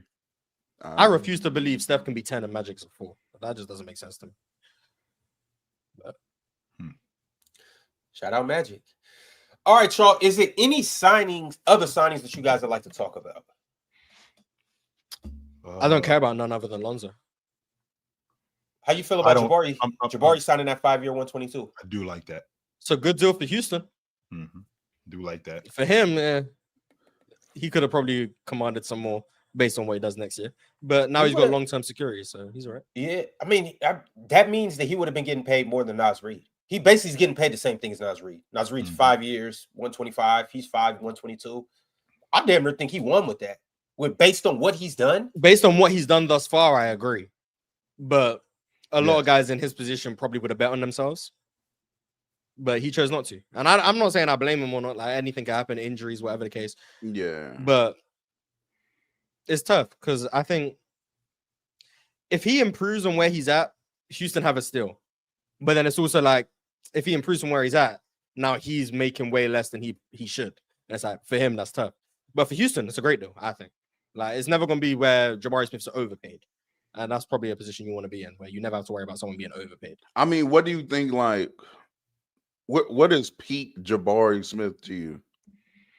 Rashard Lewis, All-Star, maybe All-League defender. Terrible. Yeah, I love that. If he makes all defense, that's not a terrible cup. Yeah. Rashard Lewis, yeah. Rashard Lewis was. Rashard was Yes, he was. I know how Ox feel about Rashard. He's a better defender than Rashard Lewis, though. Yeah, my comp for him was coming into the draft was either Trevor Ariza or Rashard Lewis with defense. That was where I went with. Well, Rashard Lewis with better defense. That's what I viewed him as. So I think that's where he's still on that kind of trajectory. But maybe with KD, maybe he can develop the handle and he can become more of a. He's never going to be a primary, but like more of a secondary, tertiary offensive piece as opposed to just a shooter. So we'll see. I'm not really a big fan of what the Jazz did with Colin Sexton. I don't like it at all. I do understand where Charlotte is because I think they're not sure about LaMelo Ball's durability. So I think that they got Sexton for insurance. And on top of them getting Sexton for insurance, it's a contract year for Sexton. So he comes off the books after this year. And they're not really. I'm not sure if they're sure about LaMelo Ball. I'm not sure if they're sure about him, to be honest with you. But I'm worried because I look at Colin Sexton's game. I mean, this was a 24-game guy at one point in the league, right? He was a 17, 18 a game guy, and he's going to compete on the defensive end. He has been durable. His passing isn't he's a scoring guard more than he is. He's a passing guard. He's a scoring guard more than he is a combo guard, I think. With that being said, I just don't know exactly what they're doing in Charlotte, and I think that their program could be detrimental to him. I don't like him in Charlotte. I don't. Chill, I actually like this move for Colin and Charlotte. This is a good. First off, LaMelo Ball has been pretty injury prone. Yep. Colin has shown he could play the 1 and the 2. So if LaMelo's not playing, Colin can slide over to the 1, or he can still stay at the 2. Trey Mann can step in, however they decide to do that. But he could play the 1 and the 2. He could play off ball from LaMelo, and he could also play on ball. He's we all know he's a solid defender. What a lot of people don't give him credit for is he's been a good shooter the last 3 years. He shot basically 40% for the last 3 years. Yeah. That's the guy that you want on the court with LaMelo Ball. He can attack, get to the rim, get his own shot. I'm not really mad at this with this. But see, everything that you just said, Ron, was Colin Sexton's game. I don't got a problem with Colin Sexton's game whatsoever. My question is, what are they doing with him in Charlotte? Because I don't know what their plan is moving forward with him. Like you just said that they're going to put him on they're going to put him on the floor. He's going to play off the ball with LaMelo Ball. All right. Well, with him playing off the ball with LaMelo Ball, LaMelo is one of those guys who he is a high volume. He's a risk reward type of guy. He'll turn the ball over as much as he'll give you legit assists, but also a guy like Colin Sexton playing off the ball with him, that could be a detriment to his offense because he ain't had nobody like that when he was in Utah. And when he was in Cleveland, he had the ball. So, I mean, I don't know how that dynamic is going to work. I would much rather just give Sexton the ball, but that's why I don't want him in Charlotte. That's why I wanted him in Dallas. For that reason right there, Ox. Yeah, I wanted him in Dallas. Who do y'all want to give him the ball? Yeah, but who do y'all want to give him the ball over? Colin Sexton's going to run the second unit, so he's going to have the ball. Just not when LaMelo's out. But he's not going to play with LaMelo a whole lot. He's going to do the Trey Mann. He's going to do the Trey Mann role. Well, what Trey Mann did for 10 games, however long he played. Like that's what he's going to do. He's going to come off the bench, and then in those lineups, whereas him, Brandon Miller, Grant Williams, if they still have him, like Josh Green and them, he's going to have the ball. That's going to be his lineup. When LaMelo's out there, LaMelo runs the show, does what he does. I don't think, like, if Colin Sexton plays 28 minutes, he maybe plays 6 with LaMelo. Like, he's not going to be out there with LaMelo a whole lot. I don't think anyway, because that defense will be egregious. So, their defense is going to suck regardless. Yeah. They're going to suck regardless. They're going to be entertaining. I'm going to be watching Charlotte for sure. I think LaMelo is willing to play off ball more than people think if he trusts and believe that the teammates around him are good with the ball. I don't think LaMelo is just going to dominate the ball if he feels like Colin Sexton can get into actions. Mm-hmm. If he trusts Brandon Miller, Trey Mann, I don't think he's going to have a problem giving up the ball to Trey Mann. I think because we kind of saw in his high school days when he's playing with his brothers, stuff like that. I know that's been a while ago, but I do think he's more willing to get off the ball than people think. I'm actually not too mad at the Hornets. I'm not saying they're going to finish anywhere near the top of the East, but I think they have improved as a team, and especially with the direction that they're going. Sure, I know you keep saying you don't know what direction they're going. I think it's kind of clear. We're putting shooters around LaMelo, and we still doubling down on LaMelo. You got Brandon Miller. He got potential to be, one of the better wings in the NBA. I'm not mad at what they're doing right now. They got some young pieces. You add a vet to that fold. They still got Miles Bridges. I think they're going to really compete for a play-in spot this next year with what they got. I agree, Ron. If they can stay healthy, because, again, the East kind of open, you know what I'm saying? They got some talented players over there. It's not like they can't play, you know what I'm saying? So I'm here's the thing, though, real talk. This has been the consensus on LaMelo Ball for the last 3.5 years. Like that year that they had Gordon, and they were competing for a playoff spot, and Gordon broke down, right? Mm-hmm. And then the next year, he broke down. And then last year, he broke down again. And then the year before that, he broke down again. I mean, so if he can stay healthy, over the last 3 years, he's averaging, I know he's averaging less than 50 games over the last 3 years. I can't count on my lead guard if I'm doing that. I can't count on nobody like that. And I think that Colin Sexton is insurance. That part I won't argue. But are we going to suck again? Yes. Like Ron, Ron, I understand that. I don't think they're just going to suck. I mean, it's all contingent on LaMelo's health. Like if LaMelo stays healthy, I don't think they suck. I think they're in the middle of the pack. Yeah. Like, I think they right where the Chicago Bulls would be. Some of them other teams that's in the middle. If LaMelo goes down, well, shit. Another lottery pick. High lottery pick. Yeah. Another one. Yeah. I don't think Sexton's going to stay there, though. This is a contract year. They got him on $19 million, and he comes off the books after this season. So at 26 years old, I mean, still young. I think he's still got a lot of years left in him. I wouldn't be surprised if at the trade deadline they were able to get something for him and he can get on a playoff team, considering, what kind of injuries other teams had or what kind of underperformances other teams have had. I would not be surprised if they ended up getting a 1 for him at the trade deadline. I don't think that's ridiculous. All right, y'all. Let's go ahead and make Mo happy since he got so much love for panelist of the year or chatter of the year. James Harden declined his player option, and he intends to sign a 2-year, $81.5 million contract. Back with the Clippers. How are we feeling about this? Good move for the Clippers? Bad move for the Clippers? Yes. Good move for James? Just so we can fold in the playoffs again? Well, Ox, can we agree? And I know, I mean, you and me have these therapy sessions. Are the Clippers winning it? They could if James Harden doesn't fold. Okay, well, what evidence have you seen that he won't? I haven't. Okay, so we need to sell tickets and we need to have something on the moniker. All right, so we got that. We know that we know that we're not. I don't work for the Clippers. I don't give a damn about them selling tickets. Well, Kawhi get another championship. You're not getting it with James Harden. It's not happening. That window is already closed. But we do. When are you going to hold your guy accountable for how lackluster he played? He played great in the playoffs. He played great in the playoffs. How about that? Let's talk about it. How about that? Yeah. How about that? Y'all go ahead. Go ahead, chill. Real talk. Go ahead. Make some shit up. No, we ain't making it up.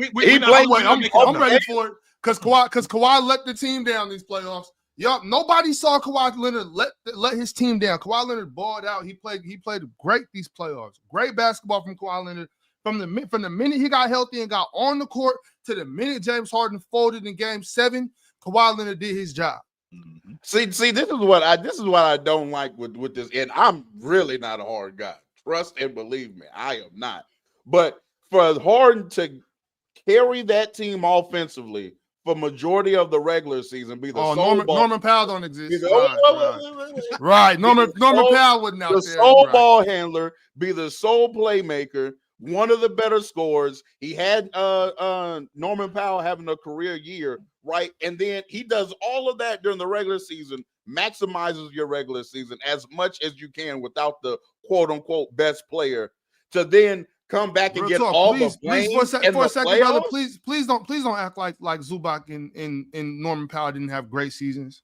Why? And if that's the case, if you had great seasons, because they're really good basketball players. That's why. Because they're really good basketball players. That's why. On top of that, James Harden had something to do with it. But I'm not trying. Okay, so yeah, James Harden had something to do with it. Of course he did. He's the point guard. But you're talking about all the things James Harden had to do this, James Harden had to do that, and then he that's a reason for folding. This the dude that said he's the system. You the system, be the system, then James. But don't fold in Game 7 and be like, man, I had to be the system. Like, nigga, you wanted that. So keep playing, James. You folded like laundry. I'm talking about fresh t-shirts. I'm talking about smelling good laundry. Just folded, and that's what happened. Folded like a pack of hand drawers. Saying that Kawhi Leonard played well. For the 7 games or majority of the games. What are you saying? I mean, you can point out a game where he might not have did what you wanted him to do in the fourth quarter. But the Kawhi Leonard had a very good playoff run this year. Leonard was very good. I ain't gonna argue that. Very good. I mean, he played. He didn't. Very Kawhi, you know what? Kawhi Leonard didn't let his team. He was very good. What and then the game when he did what he was supposed to do and put and strapped his team on his back in that fourth quarter and not only him, it was a team effort, but Kawhi Leonard led that charge defensively and offensively. And then Aaron Gordon broke his heart. You know what I'm saying? Aaron Gordon came and got that dunk that took it to 2-2 instead of 3-1. That's just good basketball from Aaron Gordon. But Kawhi Leonard played really good in the playoffs. But I'm not. But see, here's my problem, right? Because Kawhi Leonard is already getting time off in the regular season. Respectfully, Kawhi, we're not paying you to be very good. We're paying you to be great. We're paying you to in the take playoffs us over the top.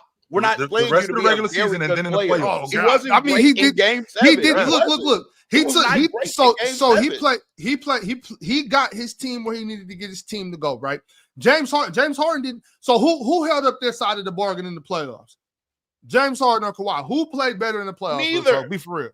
Not one played better. Neither is not a disingenuous. Kawhi definitely played better. But what I'm saying is, okay, so we got to admit that then. Real talk. You got to admit that if James Harden doesn't fold in Game 7, they win. Come on, we're like, well, it's right there. Regardless, Kawhi Leonard outplayed James Harden in the playoffs, and I just think James Harden. The difference between them getting blown out in Game 7 and winning was James Harden. Is not James bad. Harden? Yep. Oh, okay. He's that impactful. James Harden is that impactful. I'm not saying you're wrong. I'm just okay because that game they were down 35 in that game. So I think when it got ugly, but I'm saying it should have never even got to that point. James Harden, when he's playing good basketball, is that impactful. Yes, he is. Real talk, to your point, James Harden is he was that terrible good. in that game. James Harden in that Game 7. I never once for a second said James Harden ain't a baller. I think he's a great basketball player, but he folded, and that's all I'm saying. And if he wasn't a great basketball player, I wouldn't even say he folded. I just would just be whatever. You know what I'm saying? But no, I get you. Just in my opinion, if I'm a Clippers or if I'm a Clipper fan, we're not paying Kawhi Leonard to sit 30 games of the regular season and then come to the playoffs and average 24. I'm sorry, no, like that's not what we're doing. I need Kawhi in his 19 bag. If we're going to be paying him max, you're not getting that. You will never value. Real talk. You will never see that again. You will never see 19 Kawhi again. There was only one, and there will only ever be one. You will never see another. Never. So if that's what you're expecting, then you're just going to be disappointed because he's not that. He can show you that for a game or two, but he's not that. Did you expect James Harden to not fold in Game 7? I wanted him to not fold in Game 7. But did you expect him to not? I don't expect shit from James Harden. I just watch basketball. So you shouldn't be disappointed. Yes, you do, Ox. Yes, you do expect. I'm not disappointed, Mars. I'm pissed. I'm upset. Okay, so which means you shouldn't be pissed. You knew what was happening. Well, he's pissed, Mars, because he expected a different effort from James Harden to compensate for Kawhi Leonard, and he didn't get it. Not to compensate, to play with James. So I see the little slick, the Not little to slick compensate, shit. to compliment. The little slick shit right there. Nobody need to compensate for Kawhi. Kawhi balling out. Kawhi Leonard was the best player in that series. Okay, so let me rephrase that. I don't agree with that statement. Me neither. But it was top three. So let me rephrase. The word isn't compensate. So Ox, the word isn't compensate. It's compliment. How about that? There we go. You like that word better? I don't think James Harden had a bad series. I just think Game 7 was egregious. But I don't think he was bad in the series. No, he wasn't. Right. It was Game 7. I'm talking about Game 7. Yeah, Game 7 was criminal. Like that was. And we said it, Mars. Did we not say it throughout the course of the series? Like, when is that James Harden game coming? It's funny because they were down 3-2, and in Game 6, James Harden was hooping. Like James Harden's a big part of the reason why it went to a Game 7, and then Game 7 came and he James Hardened. So right. That was it's not. And so my thing is like the front office guys down there in LA. Instead of when James Harden declined the player option and said let's renegotiate the contract, I had to talk to that motherfucker. You owe us some money. You know what I'm saying? Like, what you want me to? I'm paying you. Nigga, I just gave Kawhi Leonard $50-some million a year because I thought you was gonna come do something. So you owe me a part of his contract and yours. I did make the All-Pro team this year. I mean, I'd like to think that I did play at that level. Oh yeah, he did do that. Yeah, I did make the All-Pro team this year. I did make the All-Star team this year. I mean, your man didn't do that because he couldn't hold up physically. That's a problem. And on top of that, I was in the minority. I ain't even had the Clippers making the playoffs. I had them missing the playoffs. See, that's your problem, too. You was wrong. Yeah, I definitely was wrong on that. I didn't even have them making the playoffs, but James Harden took this team to the playoffs. 100% he did that. And Zoo and Zoo, no doubt. Yeah. Kawhi came back in January. Thank you. Kawhi came back in January 6th. They were a good team, and I think James Harden got given a lot of credit for carrying this team. That's 4 whole months. I don't think James Harden necessarily carried the team. Carry ain't the word that I use. No, I thought that he played really well, and I thought that he was the best player on that team. James Harden was the best offensive player on that team. Yeah, he was the best player on that team. Yeah, I agree. The issue is they were a top 5 defense and a mid offense. But shout out to you. And they weren't a top 5 defense because of James Harden. Yeah, definitely. Like, come on. They were not. James Harden actually didn't have a bad defensive season, by the way. Like, he was cool. But Zoo was doing a lot of heavy lifting for that. Zoo and Chris Dunn were doing a lot of heavy lifting for that defense. I haven't said anything talking down on Kawhi. James Harden throughout the season and throughout the first 6 games of the series. I didn't say nothing. I'm specifically talking about Game 7. I think James Harden played his ass off. I think he deserved all NBA. You know what I'm saying? I think he did his thing. Apparently now I'm hating on James Harden. Like I don't know what I can do. You can tell the truth, Mars. It's okay. I'm hating on James Harden. We're not going to sit here and act like because I didn't carry the Clippers. I'm hating. Yeah, okay. We're not going to sit here and act like I didn't say that Norman Powell should have been an all-star and that I had him for most improved. We're not going to sit up here and act like we weren't talking about Zubac as an all-league defender this year. And on top of him being an all-league defender, we actually had motion and action for him being an all-pro this year. That was going on. We had that conversation.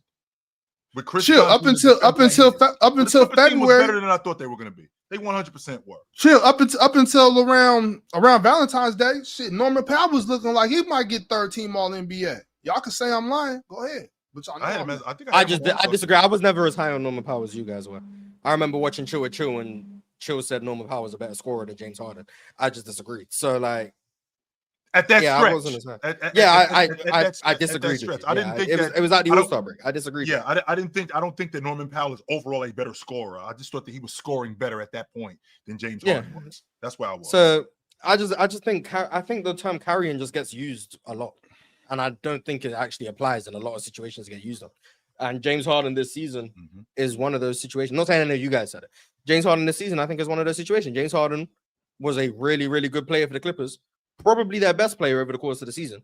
He did not carry the team, but they don't need to be carried. Most teams in the NBA that make the playoffs don't need to be carried. Like, it's not a bad thing. He carried that offense. I'm sorry. If when you are sole passer playmaker, you're carrying the offense. But like I said, the team. That's crazy. The team. That's not. No, you're not. I ain't say that he wasn't taking the largest offensive burden. All of these things I said he's the only one. He is the only playmaker they had that was reliable the whole year. He was the only one that was able to really create for themselves outside of Zoo post-ups. I've said all of those things. That doesn't mean he carried the team. Like, that's all I'm saying. Apparently, that's me switching up. Because Zoo was averaging 18 and Norman was averaging 23 or 24, right? Norman was averaging like 24 at some point. Norman was averaging like 24. I'm talking about through the beginning. Norman was averaging like 24 and Zoo was averaging like 19. He wasn't carrying the offense. But I understand what you're saying because he's a lot of their offense. A lot of Norman was scored. Did you see some? Did you see a lot of the shots Norman was making? James Harden doesn't catch the ball. Norman shoots the ball for him. He passes it to him. He passes a couple of Normans might have been from James, but Norman ISO guy. Norman gonna go get his own. Yeah, ISO. Yeah. If I'm cutting to the rim and you're just spoon feeding me, boom, boom. Okay, I would say, okay, you're carrying a lot of my offensive load. All I got to do is just catch it here and put it up. But how Norman Powell and Zoo was getting their butt with Zoo a little bit, but that's not. I don't consider that carrying the offense. I do think you might be the most important player on this offense, but you're not carrying shit. Like these 2 players both averaged the dub, both of them. Yeah, I just think he's the most important offensive player. I just think carrying is a reach. But yeah, just FYI, just again. Because Kawhi came back in jail. Kawhi Leonard played 37 games of the 82 in the regular season. So if you're going to be on a max contract, that's a lot of games. You're missing over That ain't even half half the season, of the. Ox. You're missing half over the season. half of the games in the regular season. No. I'm not paying you a super max for you to then average a 25 Hold in up the though, playoffs. real talk. No. Hold up though. 25 is good when the score and I got 24 points. That's a lot real of talk. points. You're being disingenuous. You know what the everybody's situation ain't the same. Hey, how I work things out with my wife ain't the same thing with how you work things out with your wife. Well, that's because you got different problems, Ron. That's the difference. That's the point I'm making. Like, chill. You might let your wife go out clubbing on the weekends. I might not be cool with that. It is a certain thing with Kawhi that we all know what the case is. Hey, buddy, same thing with Joel. Hey, buddy, I'm going to give you this max money. I'm going to give you this max money, but I need this one thing. Make sure your ass is healthy come playoff time. I don't care if you play 20 games in the regular season. If you play 70, perfect. I just need you here when the playoffs start. It's not just Kawhi held up his Well, you can't. No. His end of the deal is not just to exist when the playoffs start. It's to play like the best player in the world. Thank you. That's what I'm saying. Like the best player in the world. The negotiation isn't just show up on the court and that's you holding up your obligation. It's not. Player in the world. We need you to play like you did in 2023 playoffs before you went down. We need you to play like you did in the 2021 playoffs before you went down. We need you to play like you did in the 2019 playoffs when you went and won the chip. We need you to play like you won in the 2017 playoffs before you went down. That's his end of the deal, not just to show up. Because if that's the case, he held up his end of the deal in the 24 playoffs. He didn't just show up. That's not his end of the deal. But he didn't play like they needed him to play. Top 5 player. Yes, he did. His end of the deal. His end of the deal is to go band for band with Jokic. His end of the deal is to go band for band with Giannis. His end of the deal is to go band for band with Shea. His end of the deal is to go band for band with Luka. That's his end of the deal. That's what he I'll fight that. You talk. Yes, because I'm gonna tell you why I'm fighting that shit. I'm gonna tell you why I'm fighting that shit. I'm gonna tell you why I don't give a shit. I'm telling you why I'm fighting that shit because that's ridiculous. Like I said, you will never get 19 Kawhi again, never. So that can't be his end of the deal. They made a mistake. That's on them, Kawhi. But no, because what I'm saying is Kawhi Leonard still played good enough to win that series. It wasn't him. If you look at game 4. James Harden, but you're shit. No, he didn't. But no, he didn't. This isn't even about James Harden anymore. This isn't only about James Harden anymore. This isn't only about James Harden anymore. Because first of all, you just lied. Game 7 was terrible from James Harden. But there was 6 other games. There was 6 other games. I understand. Hold on. Because Mars, I understand there were 6 other games, and I'm getting to that. I'm specifically talking about real talk when he said that James Harden held up his end of the bargain. Because none of the stars had as bad of a game as James Harden had in Game 7. He did not. But Kawhi Leonard played good enough for his team to win that series. There was games, for instance, Game 4, where Bogey wasn't doing shit. Norman wasn't doing shit. A lot of dudes wasn't doing nothing when Kawhi was trying to get that series to 3-1. You know what I'm saying? We all was watching the games. Kawhi Leonard didn't let nobody down. He might have had a fourth quarter where he didn't do what y'all thought he was going to do, where he didn't shoot 20 shots in the fourth quarter. But Kawhi Leonard's 22, 21, 24, 26. Those points are impactful. Kawhi Leonard was dissecting the whole mid-range. Don't forget about that 39-point game too. I'm not going to talk about that. I'm not going to talk about that. That was the game. But I'm not going to talk about that. I vividly remember Game 1 of that series when Kawhi was turning the ball over like a crazy person, and they lost by 1 possession. Meanwhile, and James win that game. 32-11. If Kawhi plays better, they win that game. Then guess what? Oh, the Clippers won the series now. Oh, so is that how we doing it? Then that means James Harden. We can't sold Game 1. Kawhi Leonard still. What I'm saying is Kawhi Leonard still played good enough for his team to win that series. And James Harden played good enough. I disagree. You could disagree. I disagree. I disagree. That's fine. That's fine. I don't have a problem with that. I'm just telling you what my truth. I just don't think that James Harden's standard is to come and be the best player in the world. Like your standard is to come. James Harden's isn't. Now today, not James Harden. Kawhi's not the best player in the world anymore. I agree he's not. But that's his. Everyone all year has said in order for the Clippers to have a chance, is get Kawhi healthy so that Kawhi can be playoff Kawhi. And they had a chance because of Kawhi. Ox has said it. Ron has said it. I've said it. Chill has said it. Real Talk probably has said it. Maybe not on here. Real Talk said it. That has been the plan for the Clippers to have a chance of winning. Is that not what happened? If we're saying Kawhi is not that, Kawhi can't do that, Chill, then everyone here is saying the Clippers have no chance. So you thought this year was playoff Kawhi? You thought that why I watched just this series was playoff Kawhi? That's the playoff Kawhi that the Clippers have a chance to win the championship with? Mars, I think this is the new playoff Kawhi. I don't expect Kawhi from 21. I don't expect Kawhi from 19. So no. all year when you've been hyping Kawhi, this is what you expected in the playoffs. I just want to make sure that we're on record. Don't do this is what you expected. No, Ron. Yes, Ron. Let's do that. Yes, Ron. Let's do that because yes, Kawhi didn't play well. I'm asking. Ron, stop was this Ron. Let me answer the question. Let me answer the question. Yes, Mars. Gotcha moment. Yes, Mars. Yes, I do. Now, with that being said, I do think there were a couple games I'm like, Kawhi, we could have got 3-4 more points out you. You know what I'm saying? There was a couple games I'm like, Kawhi, you know what I'm saying? You played good, you did your thing, but we could have used maybe 4 more points in the fourth. 100%. Yes. So no, this isn't, I don't think he played amazing. Like there was no flaws, but I just don't think Kawhi is that anymore. I think he's still a great basketball player, but I don't think he's top 5, top 3 anymore. I think he's, you know what I'm saying? I think what he did in the playoffs. Considering when he went off for that 39, Kawhi is back.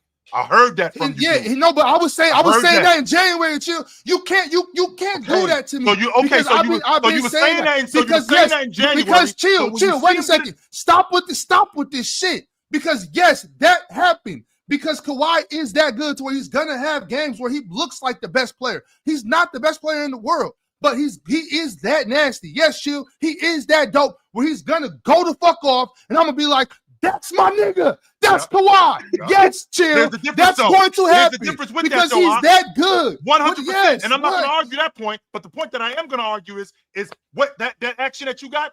That's the Kawhi that they expect on the regular.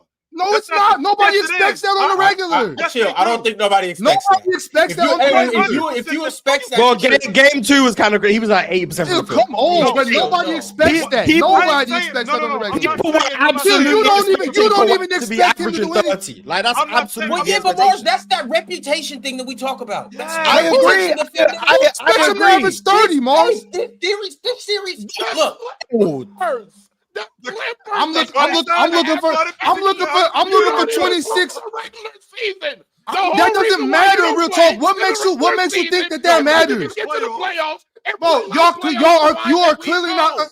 25. What does that have to do with anything? He's not playing in the regular season so that he can average 33 in the playoffs. He's not playing. Just listen, because y'all are clearly not trying to understand. Y'all are so content with your hatred that you don't want to listen to what's reality. So just listen, please. Just listen for 2 seconds. Chill. I know. I'm not sure about you, real talk, but I know this dude down here next to me absolutely hates Kawhi Leonard. Let me explain something to y'all. Let me explain something to y'all. They don't not play Kawhi so he can average 33 in the playoffs. They don't play Kawhi so that he can play in the playoffs because his body can't handle it. So it's not about Kawhi, you don't play until January, you're gonna average 40. No, you're not gonna play in January so you can give us the best you got come May. That's what it's all about. Which is what? What he gave you, 35, 25. I don't understand how y'all not pleased with what Kawhi did in the playoffs. Kawhi, I need 20. I need 24, 25. I need 25 from you. What makes you see? I see that y'all. I see now. I see that now. Y'all. Now I understand that y'all are higher on Kawhi than I am. Clearly, because I don't think he can average 33 and 32 in the playoffs. I don't think he can do that anymore. I think he can average 20. I think he can average 25, 26, 24 points. I don't see Kawhi coming with 30 plus in the playoffs anymore. If y'all do, then y'all are higher than me on Here's the difference, though, Ox. We just seen really quickly, Miles, and I want you to go. A couple years ago isn't just chill. That's not just. That's 3 years ago. That's not. We just seen 3 years ago. That's 2 years ago. That sentence together. Just 2 years ago. Even 2 years. We're talking about basketball. Okay. Two months ago is a long time. 2 years isn't just. You can't say, "Oh, we just seen it 2 years ago." 2 years ago. That was forever ago. So Kawhi Leonard comes back. Kawhi Leonard comes back in the playoffs, which is why you held him out. You didn't play him because physically I can't do it for 82 games like I used to be able to do it. When we get to the playoffs, however, the reason why we rested you so I can get a version of what I saw in the past. That's what I'm getting you back. He gave you a version of the past. A version? I'm resting you so that you can play, so that you can be there, not so you can average 30. He's not the best player in the league, Chill. He's not 2013. He's not 2020. Like, he's older. Like, we know that. It's not 2019 no more. Y'all. I can't believe y'all doing this right now. This Chill. We don't need to take that team serious then. If that's their best player, if that's the best version of Kawhi Leonard, then we're done taking the Clippers serious. Boom. I didn't know we were taking them serious. No, if we're not, if you're gonna fold in Game 7 and be an all NBA point guard, then we're not taking this team serious. Why? Real talk. You already admitted that Kawhi outplayed James Harden. You already admitted that. Kawhi Leonard played better than James Harden. Okay, so James Harden was supposed to fold in Game 7. Fine. No, he's not supposed to fold in Game 7. No. You don't gotta protect James Harden. He don't play for Houston no more. He ain't even from Houston. You don't gotta protect him. James Harden. I really don't. I don't even like him. How dare you? For you, I feel like there's been a lot of either Clipper fans or Kawhi fans that want to just blame James because he played shitty. I exposed myself. You exposed yourself in the comments. Your panties are showing. Stop commenting. Absolutely. He played shitty. Tuck your drawers in. Kawhi played 37 games in the regular season, and then he comes to the playoffs and he gives you a cool 25. Mind you, only 2 games in the 7-game series did he actually score more than 25 points, by the way. Just 2. That 38 is carrying, but fine, whatever. So he was cool. He was a cool player. They're not paying him to be a cool player. They're paying him to be one of the 3 best playoff performers in the league. Great. And he was not that. That's what they. Kawhi Leonard. Who's? Let me think. It don't even matter. I think he played really good in that series. I think he did, and I think James Harden played pretty decent too, except for that shit he did in Game 7. Mars, you had something. Any talk of the Clippers' championship aspirations or going far in the playoffs was banking on Kawhi being healthy. That was it. 100%. And a big reason why was because the last time we saw Kawhi healthy in the playoffs, he was out playing Kevin Durant and Devin Booker. Cooking that boy. And then the last time before that we saw Kawhi healthy in the playoffs, he was out playing Luka Doncic, or at least going band for band with Luka Doncic. That was 4 years ago. Yeah. Yeah, and that's that was only 2 games too when he outplayed. Well, 2 games against KD and Book, yeah. Yeah. Against in 21, it was all the way up until the Jazz series. And everyone acknowledging Kawhi was coming back during the regular season. I was watching it. I was like, Kawhi looks like he's getting ready. He's gearing up. The Kawhi I was watching to close the regular season looked elite. Then the playoffs come around, and to Real Talk's point, outside of that 39-point game, he averaged 22.5 points. Now, I have this issue with averages over 4 to 7 game samples all the time. Kawhi averaged 25, yes. He gave you 25 in 2 games. That's it, 2 games. Mm-hmm. Averaging 22.5 points for Kawhi Leonard. He didn't average 22, Mars. You can't just take out a game. His average is what it was. It was 25. You're going to confuse people, Mars. Don't do that. If people are confused, they're confused. Mars, point is, but 24. This is what I'm saying. In one of them. When you hear someone averages 25, people interpret that as, oh, they're giving me 25 a night. Kawhi wasn't giving you 25 a night. He wasn't. He would give you 20, 22, 24, 27, 21. He was giving you low 20s. That's what 39, he was giving. 39. Yeah, and then in game 2, we saw peak Kawhi. That's what we saw. We saw real Kawhi. The Kawhi that apparently Ox didn't think was the real Kawhi. But the other Kawhi fans was like, this is the Kawhi that we're going to get in the playoffs. Game 2. I remember on the timeline, after game 2, playoff Kawhi is back. It's over. It's over. I remember the discourse. It was like 2 months ago. I remember it. That's not realistic though, Mars. It's just discourse. It's just people talking shit. Yeah, sure. I can absolutely empathize with that. People overreact. Point being is, we all knew the Clippers' title chances of a big deep postseason run was based on Kawhi playing at a certain level. Yes. If you're telling me that you never believed Kawhi could play at that level, and you're satisfied with this level Kawhi played at, which was he played well. Kawhi Leonard played well in the playoffs. He was good. But well isn't good enough for what the Clippers were trying to do. Well is not the standard that Kawhi has set for himself in the playoffs. Well is not the standard that the Clippers expect of Kawhi in the playoffs. They expect Kawhi to be an elite playoff performer. You said Kawhi was the best player in the series. You then recanted and said top 3. The Clippers expect Kawhi to be the best player in the series. That's what they expect. Whether they're going up against Jokic, I think Zubac played everybody. In no world would the Clippers say, yeah, Zoo should I play Kawhi? No. That's just Credit not to Zoo. You're saying the same for thing. playing as well as he did. But in no world do the Clippers go into the season and say, you know what, for $50 million, you are playing Kawhi as well. Mars, you're saying. How does it work, Ox? Ox, how does it work? I'm trying to tell you How that's just not how you do basketball. Okay, so how does it work? Because Mars wants to break it down and play on the numbers of it. Like, well, if you take out the best game in the first series and average them out, something you've done before, by the way. Something you've done. When have I done? Why would I do that? Devin Booker, you've done. Devin Booker. I didn't do that. What are you talking about? That wasn't me. That wasn't Devin me. Booker against the Timberwolves. Devin Booker it's been brought up. And you've been right there agreeing that small sample size of average against Timberwolves in 2024 when he averaged 27 because he scored 49 in game 4. I'm letting you know when he scored 49 in game 4 and Devin Booker averaged 27 for the series. Yeah, okay, because we haven't spoken about a series in like 6 months. When Devin Booker scored 49 in game 4 and he averaged 27 for the series, you, alongside me, alongside Chill, alongside everyone else, has said that he did not average 27. That one game is changing the averages because it's a small sample. We've all said that. That wasn't me. Agreed on that. That wasn't me. We agreed on that statement. We've all agreed on that statement that Devin Booker's 27 points per game was flawed. We've all agreed on that. Everyone up here has all agreed that Devin Booker's 27 point per game average in the 2024 playoffs was not a real 27 points per game. You gotta give me stop, because that's the people are gonna think I had a part in that and I didn't. I don't even look at it that way. Like, so if we're talking about averages over small samples can be skewed. You've never said that.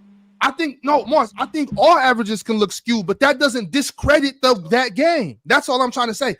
If you ask me, Mars, if you make a statement about math and it's correct, I'm going to agree.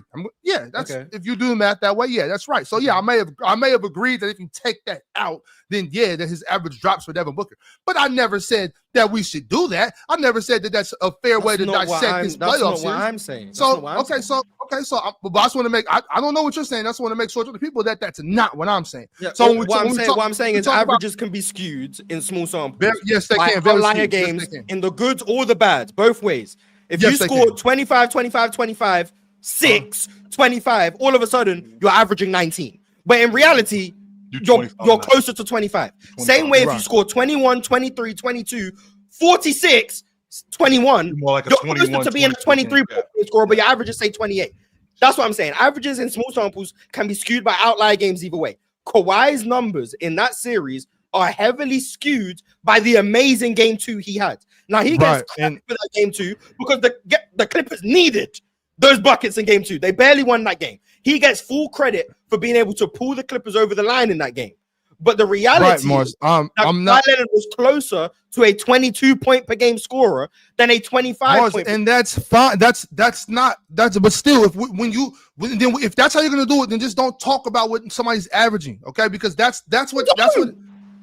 All right, I'm not trying to do that either. I'm trying to talk about game by game. I'm talking. I'm saying game by game. Kawhi didn't play to the standard. Right. Okay. He didn't play like a top 10 player in the NBA. Well, there was a lot. Whoa. Kawhi Leonard did not play at the level of a top 10 player. Mars, in the playoffs, everything shrinks. Okay, everything shrinks in the playoffs. Yes. I'm talking about the players in the league too. When the playoffs come around, there's less players in the league. All right. So Kevin Durant isn't involved in this. All the other players that aren't in the playoffs, they're no longer in the league for a couple months. Okay. So Kawhi Leonard in that series was definitely a top 10 player in the league. So Kawhi was a top 10 player in the first round? Yeah, hell yeah.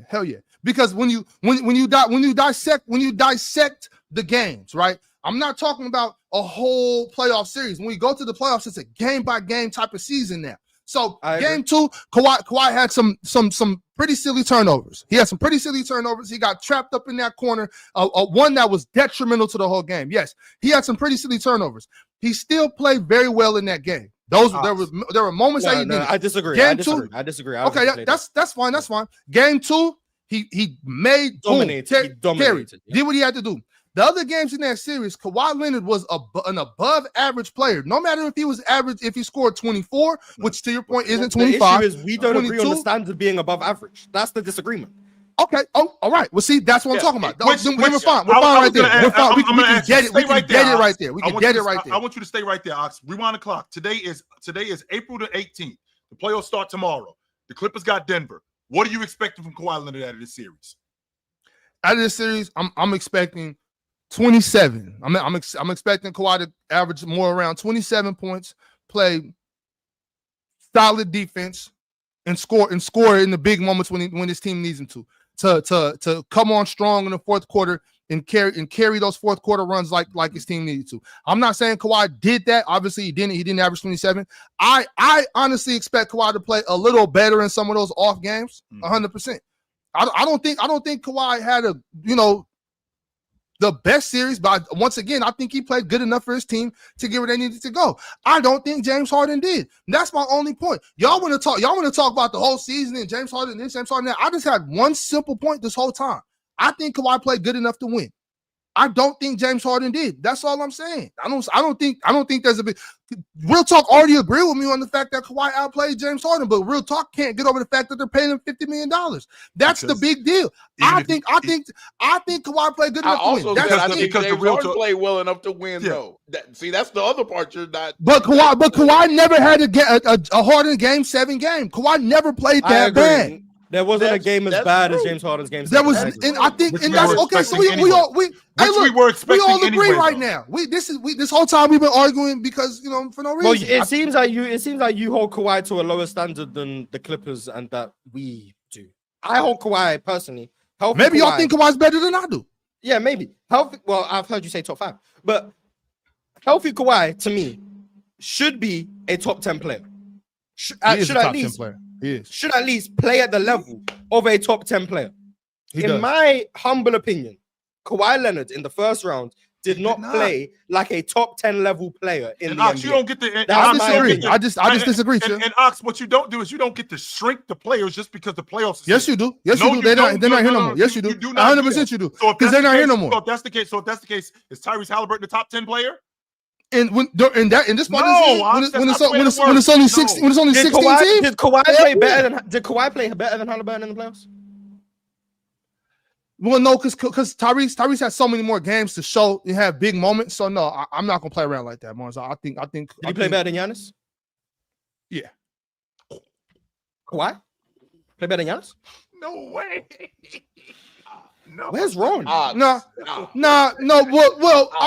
you know what happened right there. Real talk. I just when you said that, I went straight to game 2, and I'm like, I went straight to game 2, and I thought, well, Giannis didn't do nothing like that. But no, okay, we'll go with no. We'll go with no. Anything it's else? Too late. The poll is up.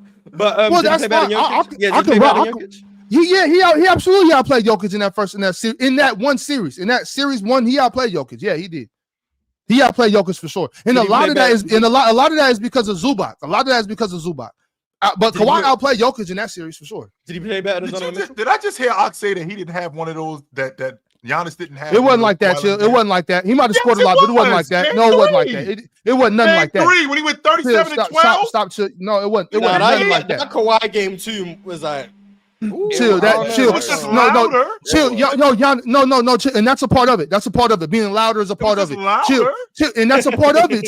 Chill. You're saying that Giannis scored a lot like Kawhi did in that. Sure, he did 100%, but he didn't do it like that. And that's all. But with that being said, I don't know who was the next person. Oh yeah, it was Jokic. Yeah, he outplayed Jokic for sure. Donovan Mitchell. I don't remember all Donovan's games. I know he had some big ones, but I can't say Donovan first season. Who they played? Orlando? Right? First round they played. No, Miami. Yeah, I wasn't really tapped into It was a like dog that. walk They series. was blowing everybody. Steph, Yeah, he played better than Steph against the Rockets.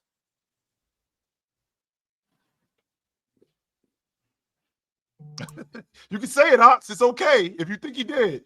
You can say it. I think so. I think I can go with that. I think he outplayed Steph. Yeah, see, this is what's confusing me. Like, they was all over Steph. You're telling me Kawhi played better than all of these guys, and not all of them. I took the Giannis one back. Yeah, Giannis notwithstanding.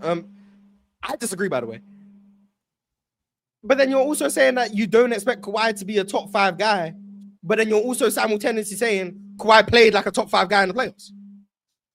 Definitely. I mean, he played. Did Steph play like a top 5 guy? Well, what other names you want me to say? Ant? He played better than Ant in the first round against the Lakers. Yeah. He played better than Ant. He didn't play better. I don't know if he played better than Julius. In the first round? Are we forgetting the Lakers series already? Look, he outplayed Ant in the first round. Look, Mars. Ant wasn't all that impressive in the first round. He was glazing out in the first round. How have we forgotten already? It was a month ago. It was better than Luka because of the first round. No. He was better than Luka coming in to the two. I didn't say that because of the first round. How does this happen? The first round was like 2 months ago, and we're already. Mars, a lot has happened in 2 months. You know what I'm saying? I got a lot going on, bro. I'm sorry. I'm sorry, bro. When you ask me these questions, I'm trying to just bring it back real quick, but I need a little bit of time to think about it. I do know. Yeah, go ahead, Ron. Go ahead. Damn, it's hot as shit in here, man. It's time to get damn, you done got cooked so much. It got hot over there. When you get put in the oven, it happens. That's what happens when the temperature get turned up on your ass. It get hot. Yeah. I was already a little warm. Yeah, I'm not a Kawhi hater before I get accused because apparently now you a Kawhi and James hater now. Apparently, yeah. Yeah, I think y'all discrediting Kawhi a little bit. I think Kawhi gave y'all what he could, man. I think Kawhi. I agree. I think he gave. I think Kawhi is really hurt. I think that knee is not. You know what I'm saying? I'm happy with what Kawhi did in that playoff series. Man. I was just, you know what though, Chip, more than anything, I was just happy to see him. You know what I'm saying? I was just so glad to have him back. That was it. Y'all been seeing, but okay, so Chip, how come you on Real Talk want to tear this man down? I'm not tearing. Y'all want to tear this man down after the way he has persevered. When more than half the people in America was saying it's time to hang your boots up, I was even like, damn, have we seen the last of Kawhi? I was scared for that. This is one of my favorite players of all time. I was scared that we might have seen the end of Kawhi, and he persevered and came back and gave y'all a show. Game two was a treat to real basketball heads. To real hoop lovers and real hoop knowers, game 2 was a treat. He gave y'all that. And you ungrateful so-and-sos want to sit here and tear this man down. You ought to be shamed. That's what you ought to be shamed. I can't believe that we had this conversation for 30 minutes because y'all just couldn't show Kawhi a little love and move on. Instead, y'all want to tear this man down after all he's been through. Ron, I can't believe not equate Kawhi to your uncle that you don't see in a long time, and that you seen him, and now you so happy. So you didn't even want to do that. You didn't even want to do that. It pained you. I remember I was on the stage with you. It pained you. You were struggling through that. I can't. I'm sick right now. Honestly, I could throw up. All right, y'all. It's time to get to the crunch time chat segment of the show. At the bottom 10 minutes of each hour, we will definitely be devoting that time to super chats. But y'all know it's the third hour, so we're gonna go ahead and get through all the super chats. So let's go ahead and make it happen. Appreciate y'all for tapping in. Appreciate y'all for liking the video. Appreciate y'all for sending through super chats. Appreciate y'all for subscribing. And also, you already know, shout out to all the Hall of Famers because you are the ones that really hold it down. Vale, Kingster, Cheese, Braden, Arch, Joe Breezy, Minor, Rovdeer, Teddy Hart, Jason Grillionaire, Worldwide Mace Television, and Multi Kenny. Shout out to all of y'all. All right, let's go ahead and get into these super chats. Once again, salute to everybody that has liked the video and everybody that's in here right now. All right, the first super chat is from Teddy Hart, a Hall of Famer. What do you know? Teddy Hart said, I need James Harden and Kawhi either gone or to be complete ass by the 26-27 season. That's all I know.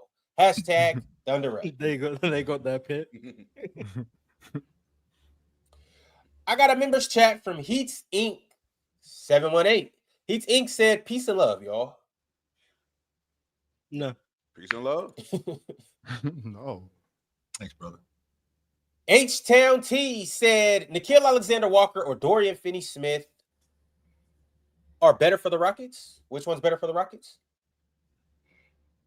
It looks like the Rockets are they prepared to offer him 4 years, so it's going to be a substantial number with that 4 years. Dorian or Yes. Nickeil? What's up? Dorian. I like both. I really like. They both. offer him 4 years. The Lakers are going to lose. Whichever I don't one think they the get, Lakers are going that far. Yeah. I don't. Whichever one they get, I don't think is a Oh my problem. God, we're finna. Nikhil's better offensively, but Dorian can do things like a rim protector and stuff. So I don't know. Frank C became a YouTube member. Shout out to Frank C, man. Frank got a little bit of love for panel or for Chatter of the Year. He got a little bit of love for Chat MVP. Shout out to Frank C, man. Keep doing what you're doing. Anime Spurs fan 90 says, shout out to the WNBA expansion and Aiden on to the Spurs. I did see that this morning. That's fire. 3 teams, right? Cleveland. Cleveland, Philly, and Detroit. Detroit. Yeah. So, But don't forget.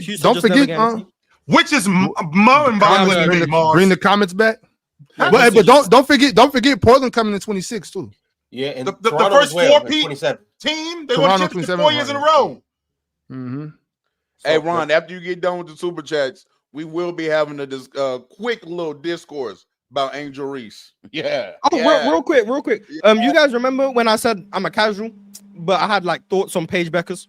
Mm-hmm. Yes, you did. Mm-hmm. They aging quite well. Yes, That's all I'm gonna say.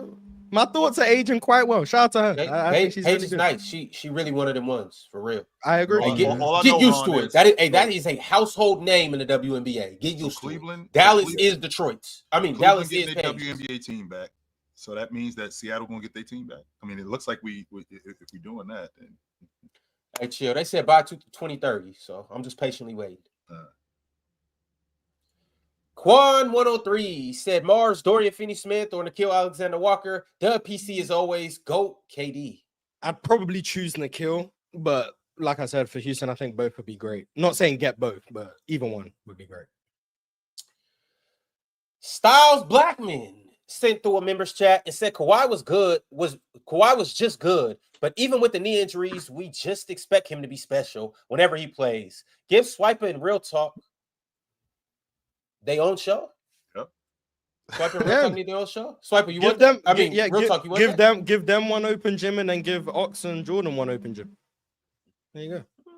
2 open gyms a week, 2 different hosts. Yeah, but me and Jordan's open gym would be so much better than theirs. Yeah, whichever one gets the most views, gets to stay on. The other one gets canceled. It's not about views. It's about quality. It's not about the views necessarily. I think their open gym might. I don't know. I think Real Talk and Swiper got a little more motion in this field than me and Jordan got. So I don't know if it's fair to do it based on views. It's not about the motion. It's about the quality of the entertainment. And that's what I'm saying. I think me and Frenchie gonna clear as far as the show quality goes. Real Talk and Swiper just gonna be them two taking jabs at each other the whole time.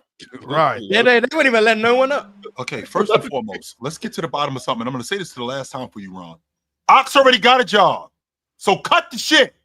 But hold on.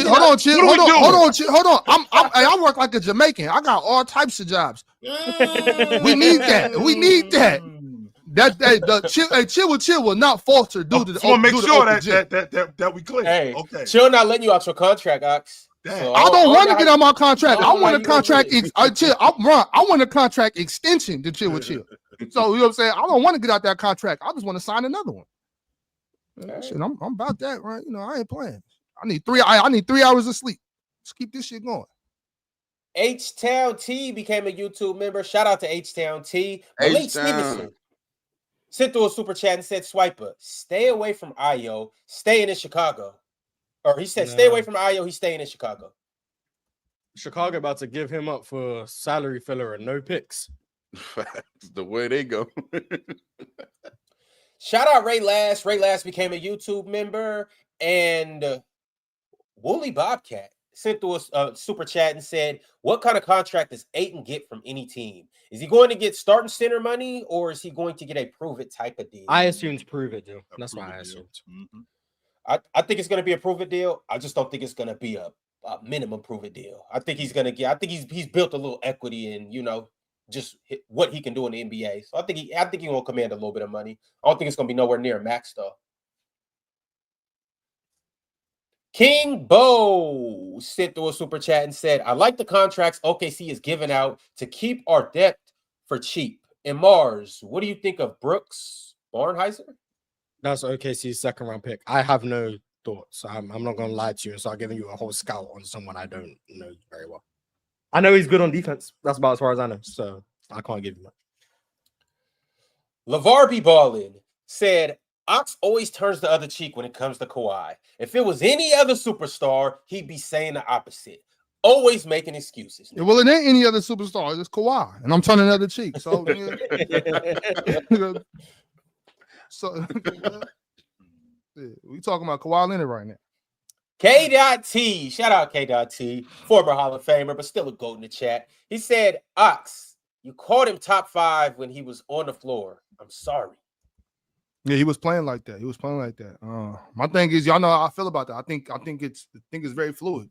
I think Kawhi any given night can be 4 to 13. You know what I'm saying? So, I mean, that's just how it goes. And any given night he can outplay any of those top 3 dudes. That's how good he is. But it's still not 21. It's not 19.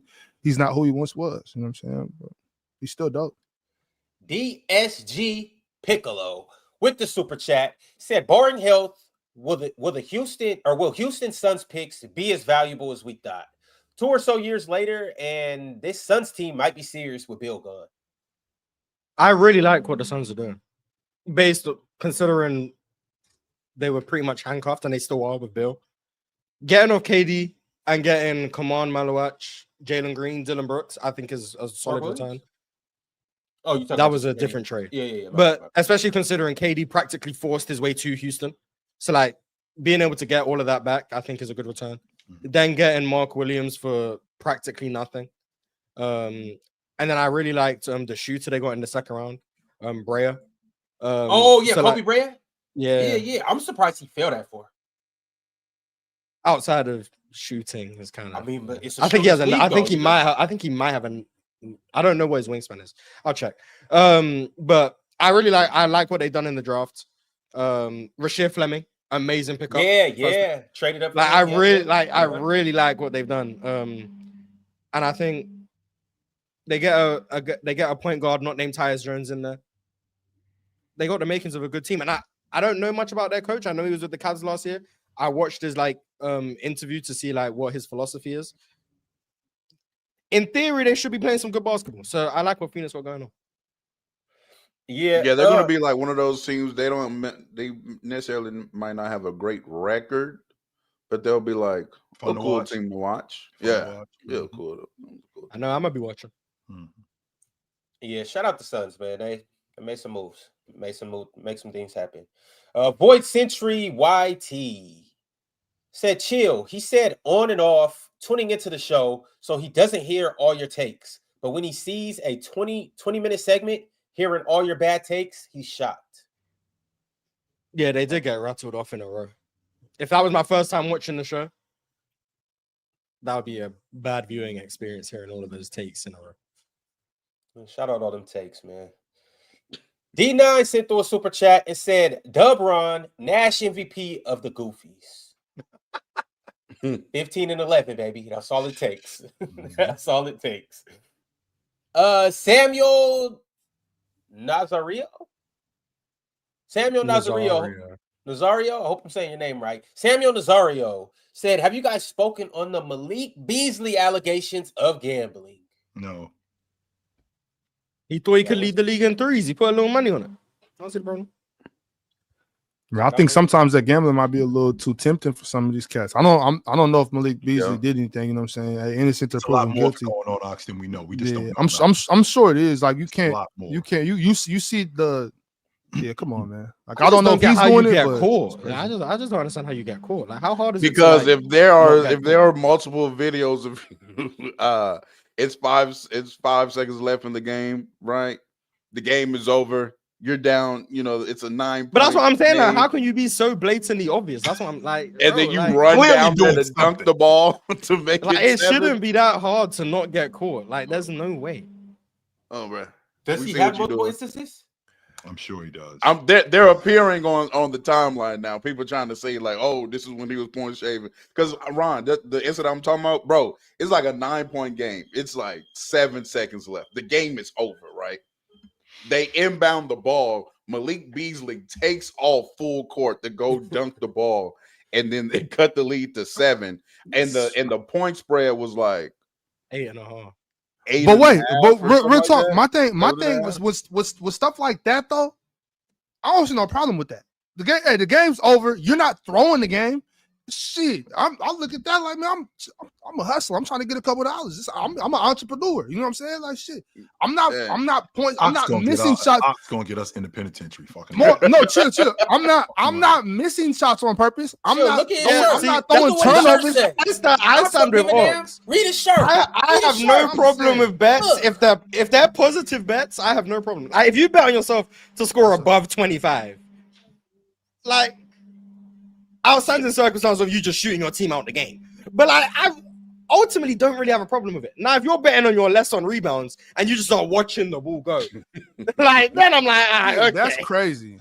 Chill. But I mean, the league did it to themselves though. Chill, like this is something you open up. You can't just say, oh, the gambling is on. You got PrizePicks, you got DraftKings, you got all these other places, and then obviously, at the casinos or whatever. You know what I'm saying? Yeah, I'm watching them shoot free throws, and they telling me about FanDuel. Like, go down. I can get with that. You can't open up a whole house and not expect me to sleep with the hoes. You can't do that. I gotta get my noodle wet. You know what I'm saying? Yeah, you can't do that. You got a fistful of 50s? I don't need them if you The open chill up a house. analogies, man. Anyways, like I'm saying, it's too much temptation. It's too much money. Dudes are gonna gamble. There's no way around it. Just be smarter about it, Sean. Don't throw any games. Just don't throw any games. Please don't do that. As you were saying, Ron, I'm sorry. Bob Solo, aka Cowboy Bob, said, y'all making all these bad takes so early. Y'all know this chat. Don't forget.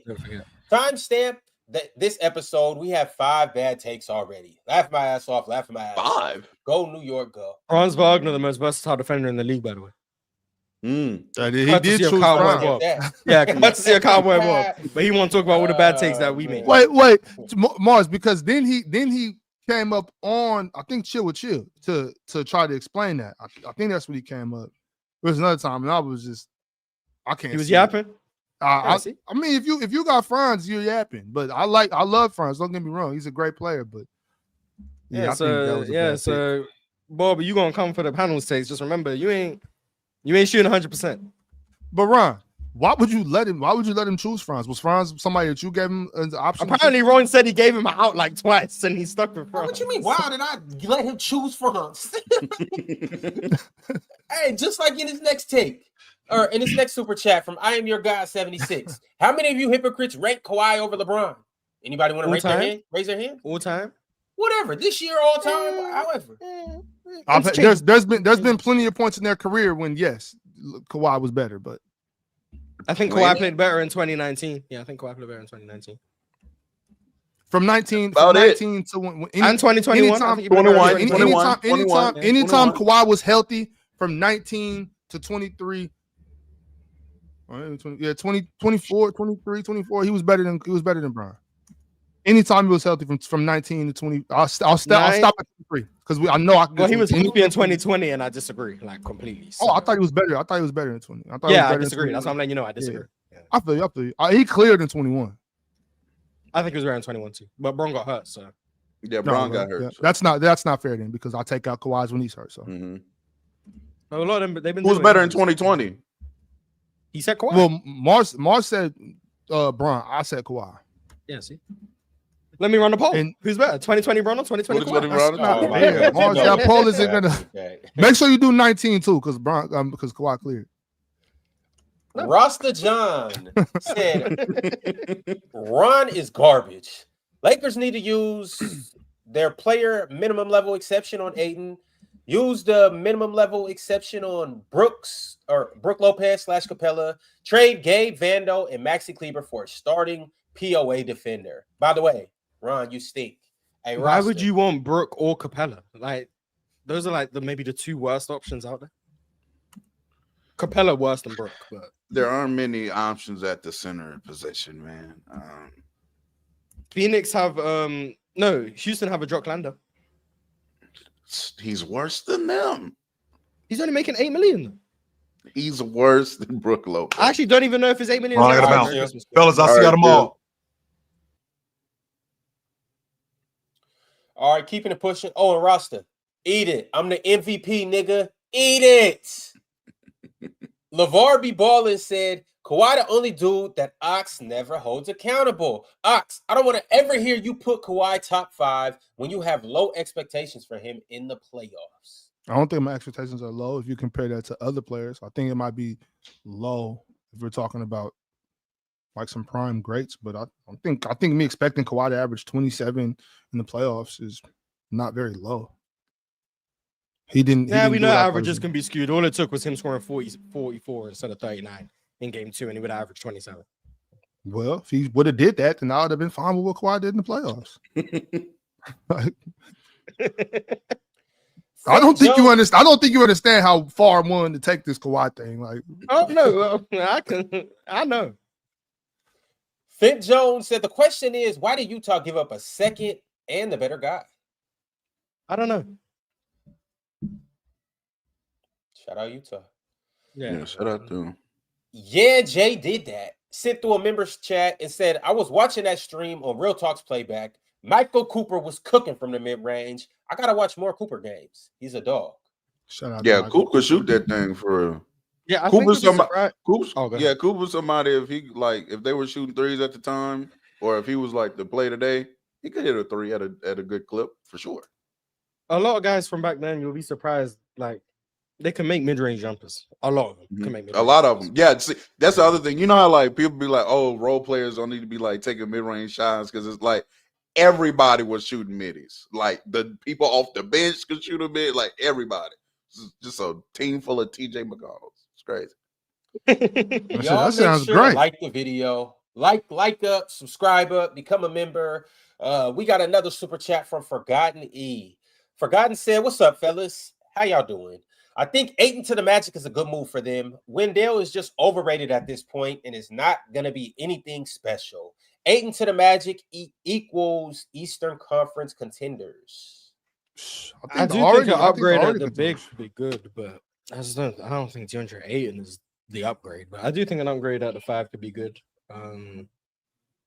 Upgrade at the point guard position could be good too. But can they not bring Mo back? They could, but I don't think they declined his team option, right? I believe so, yeah. So I don't know if he's restricted or not. Free agency is my worst time of the year because I don't know I know a player option is when a player decides if they want to accept, and a team option is if the team decides. That's all I know. Like, I don't keep track of salary caps.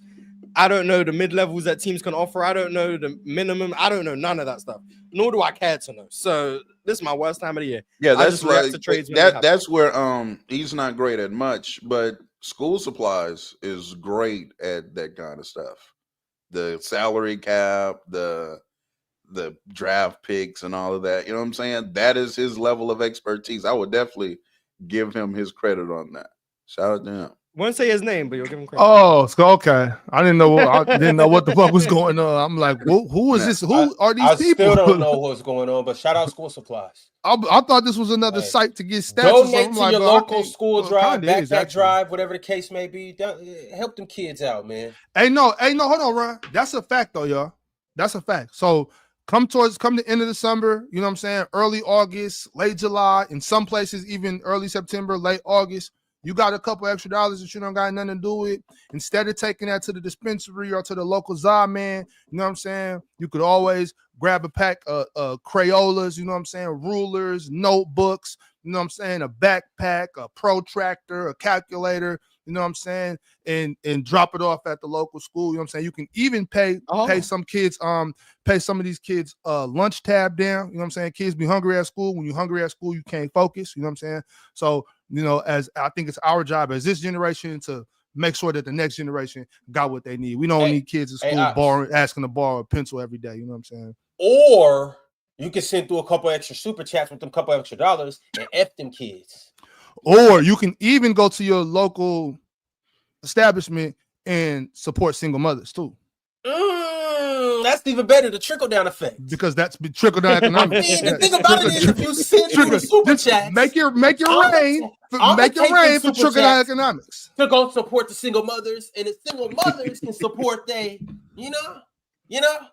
Trickle-down economics, you got it right. Reaganomics, Ron, y'all do know Ron's favorite president was Ronald Reagan. I did not know that, actually. I never said that. No, you didn't. You learn something new every day. I never said that, but shout out Ron.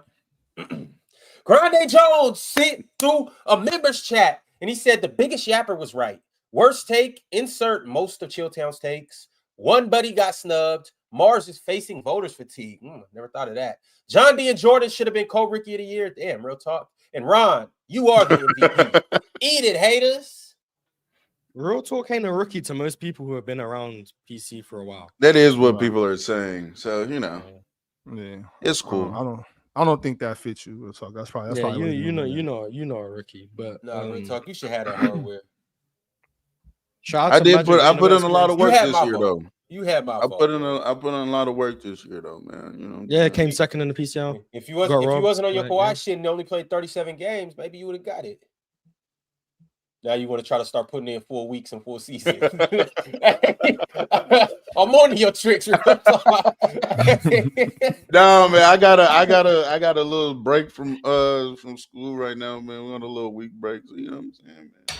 But now that it's the offseason and this points don't really matter as much. Real talk, it's a little less pressure. Now you popping up every game. But you hate. I can't perform under the lights. I'm not saying you can. I'm just saying it's a little more pressure. You know what I'm saying? And now all of a sudden, but you hate Kawhi. That's wild, bro. You know what they say? A lot of us, we hate what we are. You know what I mean? And that's crazy. Facts. Lebron R sent through a super chat and said, "Chill. I just want to say I want to be you when I grow up. Big, muscular, intelligent, and good looking. I want Ron's charisma, Ox's kindness, Swiper's muscle." Is that a good person? You don't want flabby muscle. You want muscle. So you look like Chill, got Ron's charisma, got Ox's kindness, and got Swiper's muscle. You can have my hairline. That's a dub human being. If you want, Mars's accent. Mars's accent. The accent.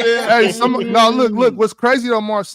After when we was just talking about that whole Kawhi thing, we was having that Kawhi thing. Somebody texted me and said, "Yo, this is unfair." just said Mars got a computer in his brain that Ox can't even remember what he had for breakfast. Yeah, nigga, you're getting packed up.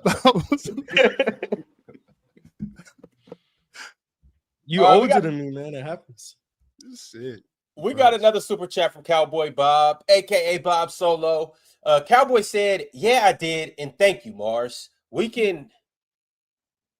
all can yap once in a while. It's cool. Been wrong before, but right most of the time.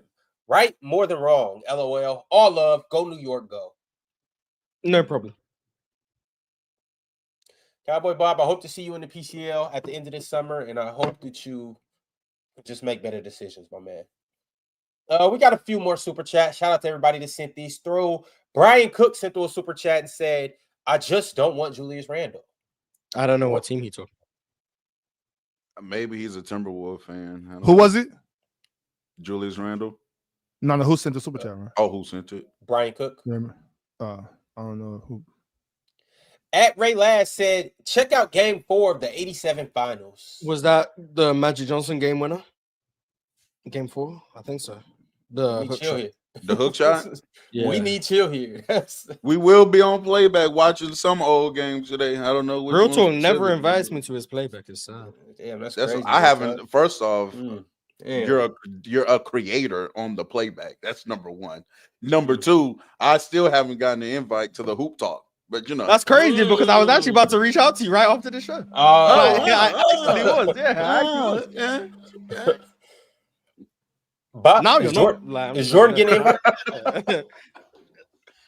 I was actually going to reach out to all of you guys. But okay. But is Jordan? Jordan?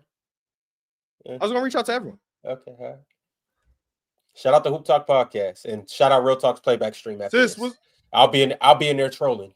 Bob Solo said, "Where do y'all see Walker Wolves going to? Nickeil Alexander-Walker." Oh, Houston. Lakers. Where is Houston getting all these roster spots and money from? Jock Landale's gonna get waived. Okay. Jack McVay not gonna come back. Obviously Jalen Green and Dylan Brooks were gone for one player coming back, so that made up a spot. True. So that's 3 different spots there that you're gonna use on Dorian Finney-Smith, Nickeil Alexander-Walker, and LeBron. LeBron aside, if they get Nickeil and Dorian Finney-Smith, they did. If they get both of them, that's crazy. Hey, they damn near my favorites in the West. Still they have a chance OKC, but boy. Am I crazy for saying they might push OKC for best defense in the league? Am I crazy? Hell no, that's not crazy. Yes, no. But I think they offense better though. Low key. It might be more consistent. Maybe. I don't know though. But that defense is gonna be scary. Amen, Tari, Jabari, Şengün's improved, Nickeil, Dorian Finney-Smith, KD. Like, there's no better defender than Hakeem. Smarter defender. Yeah. That wasn't even on the list, by the way. A bad take. So, it wasn't. That's how you know it's been some shit this year. But yeah, you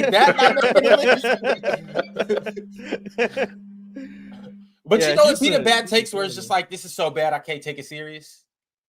That turned into a 30-minute debate. Yeah, but it was like, you know. But all right, y'all, we got a couple more super chats. Toast God said, Curry is a better shooter, period. Stop calling areas. Yes. Steph's a better scorer than Magic, period. Like, at least Chill walked it back. I'm not going to forget that he said it in the first place, but at least he walked it back. It's Chris Jones said, Mars earning that crash out. Good work, Mars. Living up to the reputation. Yeah, I had to. MP13 said, Chill chooses the worst hills to die in. Does it count as that? Like, because he jumped off the cliff, but then, like, he pulled the parachute? Is that what we can say he did? Or had he already hit the ground by that point? He hit the ground. He pulled the parachute late. I'll say he broke both legs. Yeah. He ain't died, but he both broke legs. Okay. Yeah. He'll never walk again. Toast God said, that's why you blind. It ain't close. The fuck you watching? Steph and Magic, I assume. I agree. Chill blind? As scorers, I agree. I thought he had good vision. All right. Where you at, Will? Said, Rockets going crazy right now. Look at those reports. Rafael Stone deserves more credit as a GM. I will be going to a lot of Rockets games this year. I will say that. Shout out to Houston. You know what I'm saying? The last time we had the one thing I will give James Harden credit for, when James Harden was here in Houston, he had shit lit. I'm not gonna lie. Shit was lit around Rockets games. And then he would be at Dreams afterwards, putting all of us to shame. BYCTVYB sent those super chat and said Curry is Mr. Lottery Man. What's that mean? He misses the playoffs? Is that what he's talking about? I have no clue. I wouldn't call him Mr. Lottery Man because of that, though. But all right. Flex Dude sent through a super chat and said Steph's 3-ball or Magic passing. I think the second best passer is closer to Magic than the second best 3-point shooter is to Steph. So John Stockton and Magic, Steph and Clay. Steph and Clay. Y'all gonna stop disrespecting Ray Allen. Oh, my bad. Clay Ray, they whoever the second best in either of those categories is, I think the second best passer is closer to Magic than the other stuff. And my bad, Flex Dupe. It's flexed up. But I'm gonna call you Flex Duke just because. Mad Max Sports said, by Chill's logic, Elfrid Payton is better than Steph. I was gonna ask about Ben Simmons, but I couldn't be bothered. HLLSG said Magic is a fast Luka with no jumper. He's Ben Simmons without the defense. That sounds like a horrible. That's a joke, guys. That's a joke. Nah, he's hating. Clip this. It's Chris John said, why do they keep doing Sexton dirty with these trades? Because he's a small guard who can't run the one consistently. So I think his value is just not as high as his talent level. And it comes down to, once again, better basketball player versus like better, more valuable NBA player. I just don't think Colin Sexton's the most valuable NBA player. But he's a really good player, like really good basketball player. It's just the NBA doesn't exactly value his skill set if it's not in the superstar. For the most part. All right, but if so he can't want to run consistently, that makes him playing, theoretically with LaMelo. Not too bad of a fit then. all right, y'all. It's been a good day. It's been a good run. It's been a good episode. Y'all know where to find us. Same place, same time tomorrow. We'll catch y'all then. Merry Christmas. Peace.